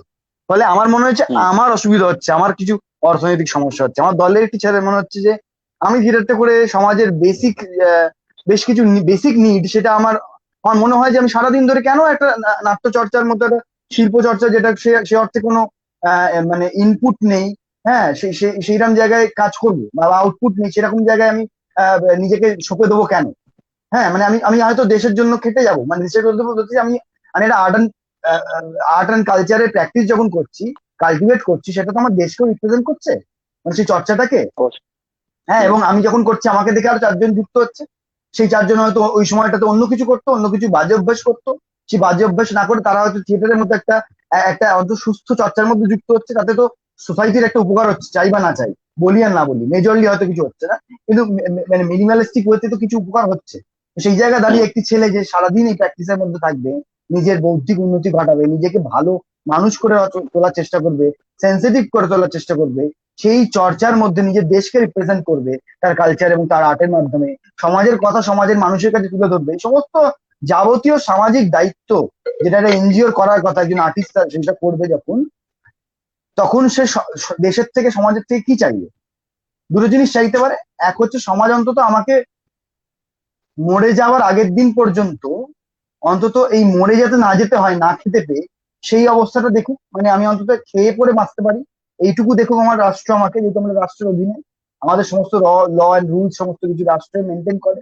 সেই জায়গা থেকে 2 নম্বর, আমায় সমাজ বা আমার রাষ্ট্র, যদি আমি রাষ্ট্রের অনুগত হই, আমার দেশ আমাকে যেন মিনিমাম একটা পরিচিতি দেয়, রেকগনিশন দেয়, যে হ্যাঁ, এই ব্যক্তি বা এই ছেলেটি বা এই লোকটি শিল্পী, এবং এই লোকটি সমাজের জন্য, রাষ্ট্রের জন্য কোন রকম কোনো চাহিদা ছাড়াই, মানে উন্নত জীবনের অ্যাসপিরেশন ছাড়াই, ভোগী যেটা বলছিলাম, ওই ভোগী জীবনের কোনো চাহিদা ছাড়াই সে নিজেকে আর্ট অ্যান্ড কালচারের মতো একটা ওই যে কোট আনকোট নন এসেন্সিয়াল কাজের মধ্যে, নন এসেন্সিয়াল কাজের মধ্যে নিজেকে জুড়ে দিয়েছে। হুম। এইরকম জায়গায় দাঁড়িয়ে আমাদের মনে হয়েছিল যে এই স্বাভাবিক রেকগনিশনের প্রয়োজন আমাদের দরকার। এবং বেশ কিছু বেসিক নিডের জায়গায় ভিত্তি করে আমাদের এই পেজটা তৈরি করা, এবং পেজটার আরেকটি উদ্দেশ্য হচ্ছে যে আমরা তো দেখে নিয়েছি যে এ যাবৎ আমাদের যারা অগ্রজ আছেন, যারা বড়রা আছেন, তারা আমাদের খুবই সম্মানীয়, খুবই শ্রদ্ধেয়, তারা প্রত্যেকে আমাদের অনেক ইন্সপায়ার করেছেন, উপদেশ দিয়েছেন, সব করেছেন, কিন্তু প্র্যাকটিক্যালি কিছু করেননি। তারা যা যা করেছেন তারা নিজেদের জন্যই করেছেন, আমি বলতে খুব খারাপ লাগছে। তারা কিন্তু বলেছেন বাবা এটা করা উচিত, খুব ভালো, তোমরা করো, অনেকেই বলেছেন। তার মধ্যে ব্যতিক্রমী আছেন, এরকম বলছি না যে সবাই, হুম। ব্যতিক্রমী হুম। আছেন যারা ডেফিনেটলি সাহায্য করেছেন এবং এগিয়েও দিয়েছেন অনেক মানুষকে। কিন্তু বেশিরভাগ মানুষ যারা কিন্তু ইভেন থিয়েটার ফেটার্নিটির জন্য কিছু করেননি, মেজরলি কিচ্ছু করেননি, তারা দেখেছেন ওই ওই করার মধ্যে যতক্ষণ আমি আছি, আমার লাভটুকু আছে, প্রফিটটুকু আছে, ততক্ষণই আমি করব। তারপর তারা ওখান থেকে বেরিয়ে এসছেন একটু মতের দ্বিমত হলে। ফলে আমাদের মনে হচ্ছে যে ইউথ যেহেতু যে কোনো সভ্যতার বা যে কোনো জেনারেশন, যে কোনো দেশের ভবিষ্যৎ হয় এগিয়ে চলার জায়গায়, তো সেই জায়গায় দাঁড়িয়ে ইউথকে আমরা যেহেতু রিপ্রেজেন্ট করছি, তা আমাদেরই এগিয়ে আসা উচিত। ফেল করি পাস করি এটা ম্যাটার করে না, কারণ আমরা শিখছি, আমরা তো ফেল করবোই, ফেল করার জন্যই আমাদের হাঁটা, যত ফেল করবো তত বেশি পাস করার মোটিভেশন পাবো। তো সেই জায়গায় দাঁড়িয়ে আমরা কিছু নিড, কিছু প্রপোজাল, মানে কিছু কিছু জিনিস আমরা কিছু মানে আমাদের কিছু দাবি, সেটা একটা প্রপোজাল ফরম্যাটে ফিক্স করি, এবং সেটা বিভিন্ন মানুষকে ছড়িয়ে দেওয়ার একটা প্রক্রিয়া চলে। ছড়িয়ে দিই, প্রচুর গালাগালিও খাই, প্রচুর লোক নিন্দাও করেন, সেটা রুদ্রতা বলবে, নিন্দার কথাগুলো আমি আর বলছি না। হ্যাঁ, তো প্রচুর লোকজন পেছনেও লাগে, যেটা কি হ্যান ত্যান, যারা মানুষের খেয়ে দেয়ে কাজ নেই, ফলে সমালোচনা তো করবেই, গঠনমূলক সমালোচনা আমরা গ্রহণও করবো ডেফিনেটলি। এবং হুম। ভারতবর্ষে বিভিন্ন মানুষের কাছে ছড়িয়ে দেওয়া হয়েছে ইতিমধ্যেই। আমরা 5 দিনের একটা বাংলার আমাদের যাদের মনে হচ্ছে যে সত্যি এটা পছন্দটা আমাদের, সার্বিক পছন্দ নয়, এটা বলে দিচ্ছি পরিষ্কার। অনেকে বলেছেন যে এই যে যারা যারা এসছে অনলাইন সেশনে বলতে, তারা কি তারা তারা তারা কি কি যোগ্যতা এসেছে, এটা আমরা বলতে পারি যে আমাদের মনে হয়েছে, যেহেতু আমরা তো শুরু করলাম লড়াইটা, ফলে আমাদের মনে হওয়ার একটু দাম আছে। ফলে আমাদের মনে হচ্ছে যে এরা আমাদের মতো করে কষ্ট করে থিয়েটারটা করছে, তাই আমরা এদের দেখেছি, আমাদের ইচ্ছা হচ্ছে ডেকেছি। তোমার ইচ্ছা হলে তুমি দেখোনি, দেখার দরকার নেই। হ্যাঁ, ফলে আমরা এরকম পাঁচ পাঁচ দিনের একটা সেশন করলাম। অনেক মানুষই তার মধ্যে হয়তো আসতে পারেনি, তারাও কাজ কষ্ট করে করছেন, কিন্তু লিমিটেশন রেখে। এবং এর পরবর্তীকালে আমরা খুব তাড়াতাড়ি ভারতবর্ষেও ন্যাশনাল লেভেলেও সেমিনার একটা শুরু করতে চলেছি 5 দিনের। খুব তাড়াতাড়ি সেটা আমরা প্রকাশ্যেও আনবো, সেগুলো রুদ্রদা হয়তো বলবে। তো এইটা হচ্ছে বেসিক জিনিস, এবং এটি এক ছাতার তলায় এসে বহু মানুষ তাদের ইন্ডিভিজুয়াল কমন স্বার্থে, ইন্ডিভিজুয়াল স্বার্থে মানে ইন্ডিভিজুয়াল আলাদা আলাদা স্বার্থে না, কমন স্বার্থে ইন্ডিভিজুয়াল হয়ে আওয়াজ তুলবে। এখানে কোনো দল নেই, কোনো গোষ্ঠী নেই, কোনো রাজনীতি নেই। রাজনীতি তো আছে ধরো, ব্যক্তিগত রাজনীতি, কিন্তু দলীয় রাজনীতি নেই এখানে।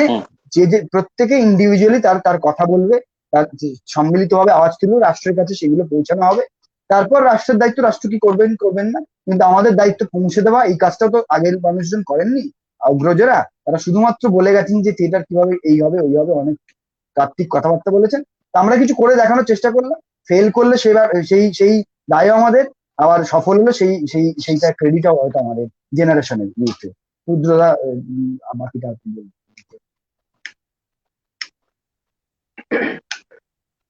না, আমার যেটা বলা যে প্রথম কথা, এটা কোনো ফোরাম নয়। আমাদের যেটা ইউথ স্পিরিট অফ থিয়েটার, এটা কোনো ফোরাম নয়। আহ, কোনো ফোরাম গুলোর যে উদ্দেশ্য নিয়ে করছে, আহ, তার ভালো মন্দ সেই বিচারে আমি যাচ্ছি না। কারণ এখানে আমরা যেহেতু একটি নিজস্ব একটি মুভমেন্ট গঠন করেছি, এবং তার প্রপোজালটা আমি জানি না সত্যজিৎ না, আমার এখনো পড়া পড়েছিস হয়নি। কিনা তুই, হুম কিন্তু হুম হুম। আমার মনে হয় যে ওটা অবশ্যই পড়িস। হ্যাঁ, প্রপোজালটা অবশ্যই শুভজিৎ, তুমি পড়িস। একটু ইয়ে করে দিও আমাকে। শুভজিৎকে বলবো, তেমন হলে হুম, এই হুম, লাইভটা হয়ে যাওয়ার পরে, হ্যাঁ, আমাকে একটু পাঠিয়ে দিও। শুভজিৎ এই লাইভটা হয়ে যাওয়ার পরে তেমন হলে ওখানে কমেন্ট সেকশনে যদি হুম, এই হুম, লিঙ্কটা হুম। দিয়ে দেওয়া যায়, তাহলে তো অনেকেই পড়তে পারবে। আহ, আমাদের আমরা যেটা, হ্যাঁ সেটা করে দিস। আমার যেটা মনে হয় যে এই যে কাজটা আমরা ইউথ স্পিরিট অফ থিয়েটার থেকে শুরু করেছি, সেইটা না অনেকদিন আগে শুরু হওয়া উচিত ছিল। শুভজিৎ যেটা বললেন যে সিনিয়ররা ভাবেননি, আমি ঠিক সেভাবে বলবো না। আমি বলবো যে আহ, হয়তো ভেবেছেন, হয়তো সাহস করে এগিয়ে আসতে পারেননি, হয়তো ঐক্যবদ্ধ মানুষকে করানোর যে হ্যাপাটা আমরা নিয়েছি, নিতে গিয়ে বুঝছি যে সত্যিকার এটা বড় কঠিন জিনিস। একসাথে এতগুলো মানুষকে নিয়ে তাদের সই সংগ্রহ করে, এবং সেটা রাষ্ট্রীয় ভাবে, মানে শুধু আঞ্চলিক বা বাংলার মধ্যে নয়, বা শুধু কলকাতা কেন্দ্রিক নয়, সেটাকে পশ্চিমবঙ্গ এবং অন্যান্য রাজ্যগুলোতে ছড়িয়ে দিয়ে সেখান থেকে সই সংগ্রহ করে সেটাকে রাষ্ট্রের কাছে পৌঁছে যাওয়া। আসলে আমরা তো প্রত্যেকে সবার আগে একটি দেশের নাগরিক। তাই জন্য হুম আমাদের দাবিটা অবশ্যই একটি দেশের কাছে, এবং নিজের দেশের কাছে। একটি দেশ মানে নিজের দেশের কাছে। এবং এই যে দিনের পর দিন ধরে যারা আমরা শিল্পী, আমরা থিয়েটারের মানুষ, আমি যদি গ্র্যান্টের কথা বলি, স্যালারি গ্র্যান্টের কথা বলি, আমরা জানি যে সেখানে একটি অ্যামাউন্ট রয়েছে 6,000 টাকা আর্টিস্টদেরকে। হুম আমি জানি না হুম কে কে মানে যারা এই নীতি নির্ধারণ করছে তাদেরকে যদি বলি আমি আপনাকে 6,000 টাকা দেবো, আপনি আমার দলে এসে থিয়েটার করতে হবে না, বসে থাকবেন, হ্যাঁ, কিচ্ছু করতে হবে না, 6,000 টাকা করে মাসে দেবো, কিন্তু এটা দিয়ে সংসার চালাতে পারবো আপনাকে কি? আমি জানি না তারাও করবেন কিনা এটা। তো সুতরাং এই এই এই জিনিসগুলো নিয়ে ভাবা দরকার। সরকারের কাছে আদৌ কোনো শিল্পীদের ডেটা আছে কিনা আমি জানি না। এই যে বলছি এত এত কাগজপত্র প্রতি বছর তৈরি করতে হয়, সেটা আমাকে শোনা যাচ্ছে কি? হুম হুম। হুম, হ্যালো? হ্যাঁ। শোনা যাচ্ছে, তো শোনা যাচ্ছে। হ্যাঁ, তো এই যে হ্যাঁ, বেশ, এই যে এত এত কাগজপত্র তৈরি করতে হয়, সেটাকে যদি ডিজিটালাইজড করা যায়, হ্যাঁ, এইরকম ভাবে মেডিক্লেম থেকে শুরু করে আর্টিস্টদের জন্য, থিয়েটারের শিল্পীদের জন্য আরো কিছু সুযোগ সুবিধা, আহ একটি বিভিন্ন জায়গাতে সরকারি ভাবে বিদ্যালয় তৈরি করা, বিভিন্ন বিদ্যালয়ে থিয়েটারকে নিয়ে আসা, এরকম নানা রকমের প্রপোজাল, অনেকগুলি অনেকগুলি প্রস্তাব ওখানে রয়েছে, এবং প্রত্যেকটি কিন্তু প্রয়োজনীয়, এবং তাতে কারোর কোনো ক্ষতি হওয়ার কথা নয়। সেরকম ভাবে মানে যারা সৎভাবে থিয়েটার করছে তাদের অন্তত ক্ষতি হওয়ার কথা নয়। তো সেই জায়গা থেকে এই সময় দাঁড়িয়ে আমাদের এই মুভমেন্টটা চলছে, অনেক মানুষজন আমাদের পাশে দাঁড়িয়েছেন, অনেক মানুষজন দাঁড়ানোর প্রচেষ্টা নিয়েছেন। কিন্তু যেটা বলছিল যে অনেক বিরূপ প্রতিক্রিয়া, সেটা তো হবেই স্বাভাবিকভাবে। কিন্তু আমি জানি যে আমাদের জাস্ট আগের যারা জেনারেশন তাদের মধ্যে অনেকে রয়েছেন যারা থিয়েটারটা নিয়ে থাকার স্বপ্ন দেখছেন এবং থিয়েটারটা নিয়ে রয়েছেন। আমাদের জেনারেশনের অনেকে রয়েছেন, আবার আচ্ছা, আমাদের পরের তাদেরকেও কিন্তু জেনারেশনের আমরা কয়েকজন আমাদের রয়েছেন। জেনারেশনের মধ্যেই ধরছি আর কি, মানে হ্যাঁ হ্যাঁ, মানে আলটিমেটলি সবটা মিলিয়ে আমরা হয়ে যাচ্ছি। হ্যাঁ, তো সেই জেনারেশন তাদের সবাইকে নিয়ে কিন্তু কাজটা হচ্ছে, এবং আমাদের আগের যারা জেনারেশন তাদের মধ্যেও কেউ কেউ আমাদের ওই লাইভ সেমিনার গুলোতে এসেছেন, তারা বলেছেন এবং তারা মানে কি বলবো অন্তর থেকে বিষয়টাকে আশীর্বাদ করেছেন, তারা পাশে রয়েছেন সেইটার। আহ, আমার মনে হয় এই এই এই যে সেমিনারটা, এই যে আমরা এই মুহূর্তে ওয়েবিনারটাতে আর রয়েছি, তার মাধ্যমে আমি, যদি তুই অনুমতি দিস, আমি একটুখানি দর্শকদের উদ্দেশ্যে দুটো কথা কি বলতে পারি সত্যজিৎ? বলো বলো, অবশ্যই। হ্যাঁ, যে কোনো নতুন কিছু যারা করতে গেলে খারাপ ভালো দুটোই আসবে, কিন্তু তোমাকে একদম মানুষের কাছে একদম পৌঁছতে হবে নিজেকে। একদম বলো। আমরা আমরা যে কাজটি করছি বন্ধুরা, আহ, একদমই যারা আমরা থিয়েটার নিয়ে বাঁচার স্বপ্ন দেখছি, তারা আহ, যদি আপনি এরকম মানুষও রয়েছেন অনেকে যারা থিয়েটার নিয়ে বাঁচার স্বপ্ন দেখেছেন কিন্তু রাস্তাটা খুঁজে পাননি, বা হয়তো আর্থিক কারণে এগিয়ে আসতে পারেননি সে সময়, আপনারাও এগিয়ে এসে আমাদেরকে সাজেস্ট করুন। আপনারা যারা যারা এই সময় দাঁড়িয়ে যারা থিয়েটার নিয়ে রয়েছেন এবং থিয়েটার নিয়ে বাঁচার স্বপ্ন দেখছেন এবং লড়াইটা চালিয়ে যাচ্ছেন, তারাও এগিয়ে আসুন, আমাদের প্রপোজালটা পড়ুন। যদি আপনার ইচ্ছা হয়, যদি আপনার মনে হয় যে না এটি ঠিকঠাক, এটি সরকারের কাছে পৌঁছানো দরকার, তাহলে অবশ্যই সেই ফর্মটি ফিল আপ করুন। ফর্মে আপনার নাম, ঠিকানা, দলের নাম এবং আপনি এগ্রি কিনা, মানে আপনি রাজি কিনা সেটি দিয়ে আপনি আপনার একটি ডিজিটাল সই, একটি কাগজে সই করে সেটি ছবি তুলে সেই সইটি এখানে অ্যাড করে দিন। এইটুকু আপনার কাজ। এবং আমাদের এই যে কাজকর্মগুলো হচ্ছে সেগুলোর দিকে লক্ষ্য রাখুন, এবং আপনাদের কোনো রকম সাজেশন থাকলে পারে, যদি কোনো আপনি চরম বিরোধী হন এই বিষয়টি, তবু আপনি আপনার কেন বিরোধিতা করছেন সেই সাজেশনটি কনস্ট্রাকটিভ ভাবে আমাদেরকে বলুন। মানে আমি দেখলাম কিছুদিন আগে একজন লিখেছেন যে এই সময় দাঁড়িয়ে ত্রাণের কাজ না করে এই যে তুই বসে এই আমাদের দুজনকে নিয়ে বসেছিস, প্রতি সপ্তাহে সপ্তাহে বসছিস, দুদিন অন্তর অন্তর যে বসছিস, এগুলো কোনো কাজের নয়, মানে এগুলো এগুলো ফালতু, এগুলো কোনো কাজে লাগছে না, এটা কারোর মনে হচ্ছে। আচ্ছা। তুই তো তোর কাজটা বন্ধ করে দিস। তার বোধহয় নেটের অসুবিধা আছে, নেট ঠেট নেই বোধহয়, ওই জন্য করতে পারছে না বলে। হ্যাঁ দেখ, কিছু একটা হবে। তো এরকম এরকম কথাবার্তা শুভজিৎ যেটা বললো যে কাদের এই সিলেকশনটা কারা করলো, ওরে বাবা মানে আমি বুঝি না সিলেকশনটা কারা করলো, মানে বুঝতে পারছি না, মানে আমি সিলেকশনটা করবো কি করে? এর জন্য কি আলাদা করে ভোটিং অদ্ভুত ভোট দাবি করবো নাকি? লোকজনের, মানে অদ্ভুত দাবি। আমি হ্যাঁ, মানে এটা যে আলাদা করে ভোট করবো যে রুদ্র ভাই, এই ভোটিং তখন অ্যাড করি যে এই যে ধরো বল বল এই যে বল। নাট্য একাডেমি একটা রিমার্কেবল কাজ করলো, রিমার্কেবল বলতে এটা ডেফিনেটলি রাজ্য সরকার দায়িত্ব, এবং সেই জায়গা থেকে রাজ্য সরকার তার মানবিক দৃষ্টিভঙ্গির জায়গা থেকে এই দায়িত্ব পালন করেছে। 300টি দলের কাছে 50,000 টাকা করে দিয়েছে। সে গ্রান্টেড টাকা হোক, ছাই যার টাকা হোক না কেন, এই 50,000 টাকা, এটা তো এই টাকা দিয়ে তো জিনিসপত্র কেনা যায়। এই টাকাটা 50,000 টাকা 300 দলের ঘরে পৌঁছালো, মানে তার আর্টিস্টদের কাছে সেটা গেল, এবং সেটা অনেক বেশি সুবিধাজনক অবস্থায় দলটিকে রাখবে এবং অনেক সাহায্য করবে। এইটা নিয়ে অদ্ভুত, আমি দেখছি কিছু অদ্ভুত কমেন্ট, যে কে সিলেক্ট করলো। আরে ভাই, নাট্য একাডেমির একটা বডি আছে, একটা সিলেকশন কমিটি আছে, সেটা সরকার অথরাইজড। হ্যাঁ, এটা সরকারের নিজস্ব ডিপার্টমেন্ট। সেখানে সিলেকশন কে করলো তোমায় জবাব দিয়ে কেন করবে, সে দেখাতেই বা কেন যাবে? তাদেরকে সরকার না না, অথরাইজ করেছে যে সেটা লোক যেমন বলছে তার সাথে আরো বেশি অদ্ভুত। দলকে দেওয়া হলো না কেন? আমি আরে জানি নাট্য না, একাডেমি আমি দেখছি একটা আগে লিমিটেশন 200 আছে তো। জনকে দিত, 200 জন থেকে হ্যাঁ, 250, 250 থেকে 300 জন হলো। হ্যাঁ, আগে পশ্চিমবঙ্গ নাট্যমেলা শুধুমাত্র কলকাতা কেন্দ্রিক ছিল না, ওই যেটা বললাম পশ্চিমবঙ্গ নাট্যমেলা শুধু কলকাতায় হয়। এখন সারা পশ্চিমবঙ্গ জুড়ে এই নাট্যমেলাটা হচ্ছে। আমি আমি অন্তত একজন নাট্যকের মানুষ হিসেবে আমি আসানসোলে বসে কাজ করি, এবং আমার বহু সুযোগ এসেছিল। আমি কলকাতায় মানে মিডিয়া জগতের কথা বলছি, আমি কাজের বহু সুযোগ পেয়েছি, খুব ভালো ভালো চরিত্রের সুযোগ পেয়েছিলাম। মানে সেই সিরিয়াল গুলো যখন হয়েছে তখন আমার পরিচিতরা বলছে দেখ তোর করা কথা যদি করলি না, মানে এরকম একটা জায়গা। আবার অনেক থিয়েটার দল থেকে সুযোগ এসেছিল যে এখানে থিয়েটার করো। আমি কিন্তু আমার জায়গাতে আমার শেকড়টা ছেড়ে আমি যেতে চাইনি। আমি কিন্তু বিশ্বাস করি যে এই যে পশ্চিমবঙ্গ নাট্য একাডেমি যেভাবে এই মুহূর্তে দাঁড়িয়ে সারা পশ্চিমবঙ্গে থিয়েটার, হ্যাঁ 300টা দলকে দিয়েছে, কিন্তু 300টা দলের মধ্যে তো ছেলে পুলে আছে, তারাও তো নাট্যকর্মী। একজন আমাকে লিখলো এগুলো তো নাট্য দল অদ্ভুত। ছিল। হ্যাঁ, ওরে মানে আমি বুঝতে পারি না নাট্য দলটা কাদেরকে নিয়ে তৈরি, সেট নিয়ে না লাইট নিয়ে? নাট্য দল তো নাট্যকর্মীদের নিয়ে তৈরি। তারপরে প্রশ্ন আসছে এটা তো একটা প্রজেক্টের জন্য দেওয়া হয়েছে। সবাই হ্যাঁ, এত প্রজেক্টের জন্য। আতঙ্কে আমি ভুগছে একটি না, মানে নাটকের জন্য, হ্যাঁ হ্যাঁ আমি একটি সবাই নাটকের জন্য এই টাকাটি পেয়েছি হিসাব মতো। একদম তাহলে আমি একদম এই নাটকটি করব, আমি এই মুহূর্তে করতে পারছি না। আমি এই নাটকটি আজ থেকে 6 মাস পরে কি 5 মাস পরে যখন সরকার বলবেন হ্যাঁ এবার আপনারা করুন, আমি তখন করব। কিন্তু আমি যেটা করতে পারি, এই নাটকে যিনি সেটটা নির্মাণ করছিলেন, এই নাটকে যেটা অভিনয় করার কথা ছিল, যাদেরকে পে করার কথা ছিল আমার, তাদেরকে আমি এখনই পেটা করে দিতে পারি। যিনি স্ক্রিপ্টটা লিখেছে তাকে আমি এখনই দিয়ে দিতে পারি যে ভাই এই টাকাটি রেখে দে অ্যাডভান্স হিসেবে, দাগা দিস না, তখন থাকিস কিন্তু, এটুকু বলে দিতে পারি। হুম। কিন্তু তোমাকে তোমার দলের ছেলে মেয়েদেরকে এই মুহূর্তে তুমি হেল্পটা করতে পারবে। সেই জায়গা থেকে দাঁড়িয়ে আমি তো আজকে একজনকে লিখলাম যে এই 4 মাসের মধ্যে যারা এখন বিরোধিতা করছেন তারা তো কেউ আমার খোঁজ নেননি একবারও, যে রুদ্র তুমি খেয়ে আছো তো, তুমি 4 মাস ধরে খেলে কি, তুমি তো ভাই থিয়েটারটা করো। তখন এদের এখন খুব বুক ফেটে যাচ্ছে। আমি অনেকে দেখছি যে আরো কত মানুষ দুঃখে রয়েছে, কষ্টে রয়েছে। দুদিন আগে ইলিশ মাছের ছবি, ইলিশ ভাপার ছবি পোস্ট করেছে, তার দুদিন আগে পরিযায়ী শ্রমিকের ছবি পোস্ট করেছে, তারপর দুদিন আগে মালাইকারি, চিংড়ি মালাইকারির ছবি পোস্ট করছে। আমি বুঝি না এদের আদৌ মানসিকতাটা কি। তো এরকম বিরোধিতা চলবে, এরকম মানুষজন বলবে।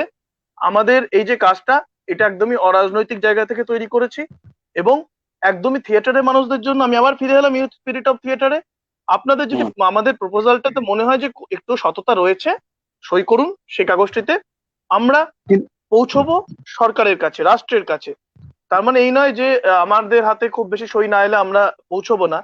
যতটুকু সই আসবে আমরা তাই নিয়েই পৌঁছাবো আমরা রাষ্ট্রের কাছে। এবং আমাদের দাবিটা অন্তত, আমরা জানি না এটা স্যাংশন হবে কি হবে না, আমরা জানি না, কিন্তু আমরা অন্তত এটা বলতে পারবো আমরা চেষ্টাটা করেছিলাম, একেবারে চেষ্টাটা একেবারে করেছিলাম। এটুকু অনেকেই বলতে বলছে, পারবো। অনেকেই ধরো এই বলছে চেষ্টা, এরকম, অনেকেই তো মানে মনে করছেন আর কি, যে এ কি করে কিছু হবে না, এ তো বহু হয়েছে, মানে এ কি হবে। সে তো আমি বলছি সবসময় সবসময় এই কিছু করতে আপনি গেলে তো আপনি বললে হবে না। আমি হ্যাঁ, আমি বলতে চাই যে আপনি আগামীকাল বাঁচবেন এটা সিউরিটি দিতে পারবেন? সিকিওর আপনি হ্যাঁ, আগামীকাল বেঁচে থাকবেন? হ্যাঁ, নয় তো, আশায় বাঁচছেন, হ্যাঁ। কোন একটা আশায় যে আমি নিশ্চয়ই আগামীকাল বাঁচবো, তাহলে বা আগামীকাল আমি ভালো থাকবো। সারা মাসের চালটা কিনে আনলেন কেন কিনে মাঝখানে? আনলেন কেন? হুম, ওই অপটিমিস্টিক হ্যাঁ, ভিউ যদি না থাকে, বেঁচে আছেন কেন ভাই? আপনি আপনি তো চলে যাওয়া উচিত আপনার অনেক আগে। হ্যাঁ, ফলে সেই সেই জায়গায় দাঁড়িয়ে আমরা এই আশাবাদী তো থাকবোই। আমরা লড়াই করছি, এই আশা আশা নিয়ে যদি না লড়তে পারি, এগোতে পারি, সমস্ত কিছু নতুন, কালকে কি হবে আমরা জানি না। ফলে ওই ওই নতুনের আশায় অপটিমিস্টিক মানসিকতা নিয়েই আমার মনে হয় লড়া উচিত, এবং এবং সেটা আমরা যা হয় আর কি শেষ পর্যন্ত যাওয়া দরকার, এবং সেটা যাবো আমরা। হ্যাঁ, সেটা ফেল করি আর জিতে যাই, ইম্পর্টেন্ট না। ঠিক, একদম। ঠিক আছে, আজকে এই অনুষ্ঠান শেষে তুমি ওটা একটু লিঙ্কটা দিয়ে দিও কমেন্ট সেকশনে, হুম ঠিক হুম আছে হুম হুম, শুভজিৎ? হুম, যাতে আরো মানুষ পড়তে পারে এবং দিয়ে তারা দেবো যদি দিয়ে দেবো। সেটাকে তাদের মনে হয়, তাদের মন মতো তারা সেটাকে ইয়ে করবে। একদম, আর একদম, ঠিক ঠিক। একদম। সময় শেষ, নিশ্চয়ই আমরা সেই আশাতেই থাকবো যে যখন আমরা পুরোপুরি থিয়েটারটা করবো। বরং এইটা আরেকটা দিক, নতুন দিক, যেটা নতুন করে নতুন ভাবে থিয়েটার করার একটা সময় এসছে। আরো একটা তুমি খুব ভালো কথা বলেছো যে এই একটা সময় নিজেকে তৈরি করার জায়গা, নিজেকে হুম নতুন করে ভাবার জায়গা, হুম সেইগুলো আমাদের করতে হবে। এবং একটা বড় সময় আমরা পাচ্ছি নিজেদেরকে প্রস্তুত করার জন্য। হুম। তো সেইভাবেই আমরা যদি আমরা ভাবতে এবং পারি তো এবং আমাদের আমরা তোমার যে কাছে। তোমার স্পেসে, আর মানে আমি বলছি জেলার প্রত্যেকটা লোকজনকে বলো বা বলার চেষ্টা করো হুম। যে কলকাতা মুখী থিয়েটার করলেই যে থিয়েটার করা যায়, এই যারা যারা অন্তত ভাবেন, এখন অনেকেই ভাবেন না, যারা ভাবেন তাদেরকে এই ভাবনা থেকে একেবারে বিরত থাকতে বলো। মানে মনে না, বলতে বলো। এইটা এখন যারা সিরিয়াসলি, মানে আমি কলকাতার জেলা বলছি, মানে মহানগর ব্যতীত যেই থিয়েটারটা বাংলায় হয়, এবং যারা সেই থিয়েটারটা করে শুভজিৎ, তারা কেউ ভাবে না, মানে যারা সিরিয়াস থিয়েটার করে হ্যাঁ, কলকাতার সেটাই বাইরে। বলছি। হ্যাঁ বরঞ্চ এটা কলকাতা কেন্দ্রিক কিছু ছেলে মেয়ে, মানে ওদের দৈনতাটা দেখ কিরকম। ওরা জানে না যে সাঁইথিয়াতে কি কাজ হচ্ছে, ওরা জানে না যে কোচবিহারে কি কাজ হচ্ছে, কিন্তু কোচবিহারের ছেলেটি জানে কলকাতায় কি কাজ হচ্ছে। একদম এটা একদম। মিডিয়ার বদান্যতায় হয়তো জানতে পারে, কিন্তু হ্যাঁ অনেক হ্যাঁ, বেশি না, মানে থিয়েটারে আপডেটেড বাইরের ছেলেমেয়েরা, এটাই মনে করি। একদম সবাই একদম নয়, এবং একদম। আরো সবাই নয়, কিন্তু আরো একটা কথা যোগ হ্যাঁ, করি, যে যে এই যেমন একটা কলকাতার থিয়েটার বা মফস্বলের থিয়েটার দুটো ভাগ হয়ে গেছে, মানে তথাকথিত মানে ভাগ হয়ে গেছে, ঠিক তেমনি ওটা দেখবে কলকাতার থিয়েটারে কিন্তু 80% লোক মফস্বলের হ্যাঁ, ছেলেরাই খাটে। হ্যাঁ, সবসময় তাই। হ্যাঁ। এটা তো সবসময় তাই, শহর বেঁচে আমেরিকার থাকে মতো তো অবস্থা, গ্রামের একটু এটাও তাই। আমেরিকার মতো অবস্থা। আমেরিকাতে যেমন ওই তৃতীয় বিশ্বের দেশগুলো নিয়ে কাজ হচ্ছে, তৃতীয় হুম, বিশ্বের দেশগুলো ওখানে সব কাজকর্মগুলো করে, ব্রেনটা তো একদম একদম বাইরের। ওই একদমই। এরকমই আর ব্যাপার, আর এই কলকাতাও তাই। বিভাজনটা না, এই বিভাজনটা কিন্তু কলকাতার মানুষজনই করেছে। আমি আমি তোমার রিসেন্ট প্রুফ দেখিয়ে দিতে পারবো। কলকাতার একজন বড় না, নাট্যকার আর বলছেন যে কলকাতা থিয়েটার তো বেঁচে যাবে, জেলার থিয়েটার মুখ থুবড়ে পড়ে। কলকাতা তো জেলা, এই না, আর কলকাতাটা একটা রাজ্য একটা। মুশকিল আছে। অদ্ভুত। হ্যাঁ, আর একটা হ্যাঁ, মুশকিল আছে জানিস তো, শুধু কলকাতার মানুষ নয়, মানে ধর, আমি মূলত তো বলছি বললাম আমি মূলত। সুযোগ পেয়েও সুযোগ পেয়ে আমি কলকাতায় গিয়ে কাজ করিনি। হ্যাঁ, আমি কাজ করেছি। আমি কলকাতায় ইফটাতে গিয়ে তাদের নাটকে অভিনয় করেছি। আমি খড়দার একটি দলে কিছুদিন কাজ করেছি। আমি ষড়ভুজে কাজ করেছি, অ্যাজ এ আর্টিস্ট হিসেবে কাজ করেছি। কিন্তু আমি সেখানে ফিক্সড হয়ে যাইনি। কিন্তু যারা কলকাতা নিজের নিজের জেলাটি ছেড়ে সেখানে থিয়েটার না করে সেখানে মানে এরকম অনেক কলকাতায় পরিচালক রয়েছে যারা খুব ট্যালেন্টেড, ভালো অভিনেতা, ভালো পরিচালক, কিন্তু তারা কিন্তু মূলত কোনো একটি যেটাকে জেলা বলা হচ্ছে বা মফস্বল বলা হচ্ছে সেখান থেকে তারা উঠে এসেছে। আমি জানি না তারা কেন নিজের শহরে নিজের জেলাতে বসে কাজটা করলেন না। তাহলে তো তাদের জেলাটা সমৃদ্ধ হতো, তাদের মাটিটা সমৃদ্ধ হতো এবং সামগ্রিকভাবে বাংলার থিয়েটার সমৃদ্ধ হতো। সেটা তারা করেননি। তারা কলকাতায় গেছেন এবং খুব ন্যাচারালি জেলার থেকে ওই কলকাতায় কাজ ইন্ডিভিজুয়াল করে ফেমের যদি সে চক্করে। ট্যালেন্টেড হয়, কথাটা হ্যাঁ, বলছিল। ইন্ডিভিজুয়াল ফেমের চক্করে তারা কিন্তু সেটা করে ফেলেছে। তো এই এই টেন্ডেন্সি থেকেও বেরাতে হবে, এই লোভটা থেকে বেরোতে হবে। মানে তুমি তোমার জায়গাটাকে একটা ইন্ডাস্ট্রি তৈরি করো না, ক্ষমতা থাকলে। সেটা করছে না, একটা ইন্ডাস্ট্রির মধ্যে গিয়ে ঢুকে যাচ্ছে, তৈরি করা একটা স্ট্রাকচারের মধ্যে নিজেকে ঢুকিয়ে দিচ্ছে। আসলে এই সমস্যা। খুব কি বলবো? মানুষের হাতে সময় খুব কম ছিল, এবং কম সময়ে খুব সহজে যেটা পেয়ে যায়, সহজ প্রাচ্য যেটা, সেটাই মানুষ পেতে চাই আর কি। নাহলে হ্যাঁ, আমার জেলায় থাকলে অনেক খেটে তারপর মানুষের কাছে পৌঁছবে, কিছু মানুষ হ্যাঁ। জানতে পারবে। কিন্তু ভাবো ওখানে যে কিন্তু খুব তোমার তাড়াতাড়ি এই limelight সময় আসে। যদি পৌঁছে যেতে, তাহলে কিন্তু তোমায় অপেক্ষা করতে হতো না যে কবে অডিটোরিয়াম কলকাতায় খুলবে, আমি হল শো করবো। এই যে ক্রাইসিসের মোমেন্টে কিন্তু ওই খাটনিগুলো কাজে দিত। তোমার দর্শক যদি হুম তোমার হুম জায়গায় তৈরি থাকতো না, তুমি নতুন নতুন যে কোনো জায়গায় হুম, পারফর্ম করলে দর্শক তৈরি চলে আসতো না থেকে। ফলে প্র্যাকটিস তো দরকার ছিল তৈরি করা, এতদিন করেনি, ভুগবে, এখন কিছু করার নেই। হ্যাঁ, যাই হোক। ওকে, ঠিক আছে, একটা ঠিক আছে, সত্যি খুব থ্যাংক ইউ। ভালো আলোচনা হলো। ওকে, হ্যাঁ, চলো আজকের মতো লোকজন গালাগালি দেবে কিন্তু শেষ আজকে করছি। তোমার সেশন শুনে। হ্যাঁ, ঠিক আছে। সে গালাগালি দিলে মাথা পেতে নেবো, গালাগালিও দিতে হবে, শুভেচ্ছাও দিতে হবে, সবটাই একসঙ্গে হ্যাঁ, নিতে হবে। আমরা শুভেচ্ছা দিচ্ছি, আমরা যাই হোক, শুভেচ্ছা। হুম, একদম একদম, ভালো ঠিক থেকো। আছে, ভালো অসংখ্য থেকো, ধন্যবাদ চলো, প্রসেনজিৎ। শুভরাত্রি। হ্যাঁ, ঠিক আছে, শুভরাত্রি। শুভরাত্রি।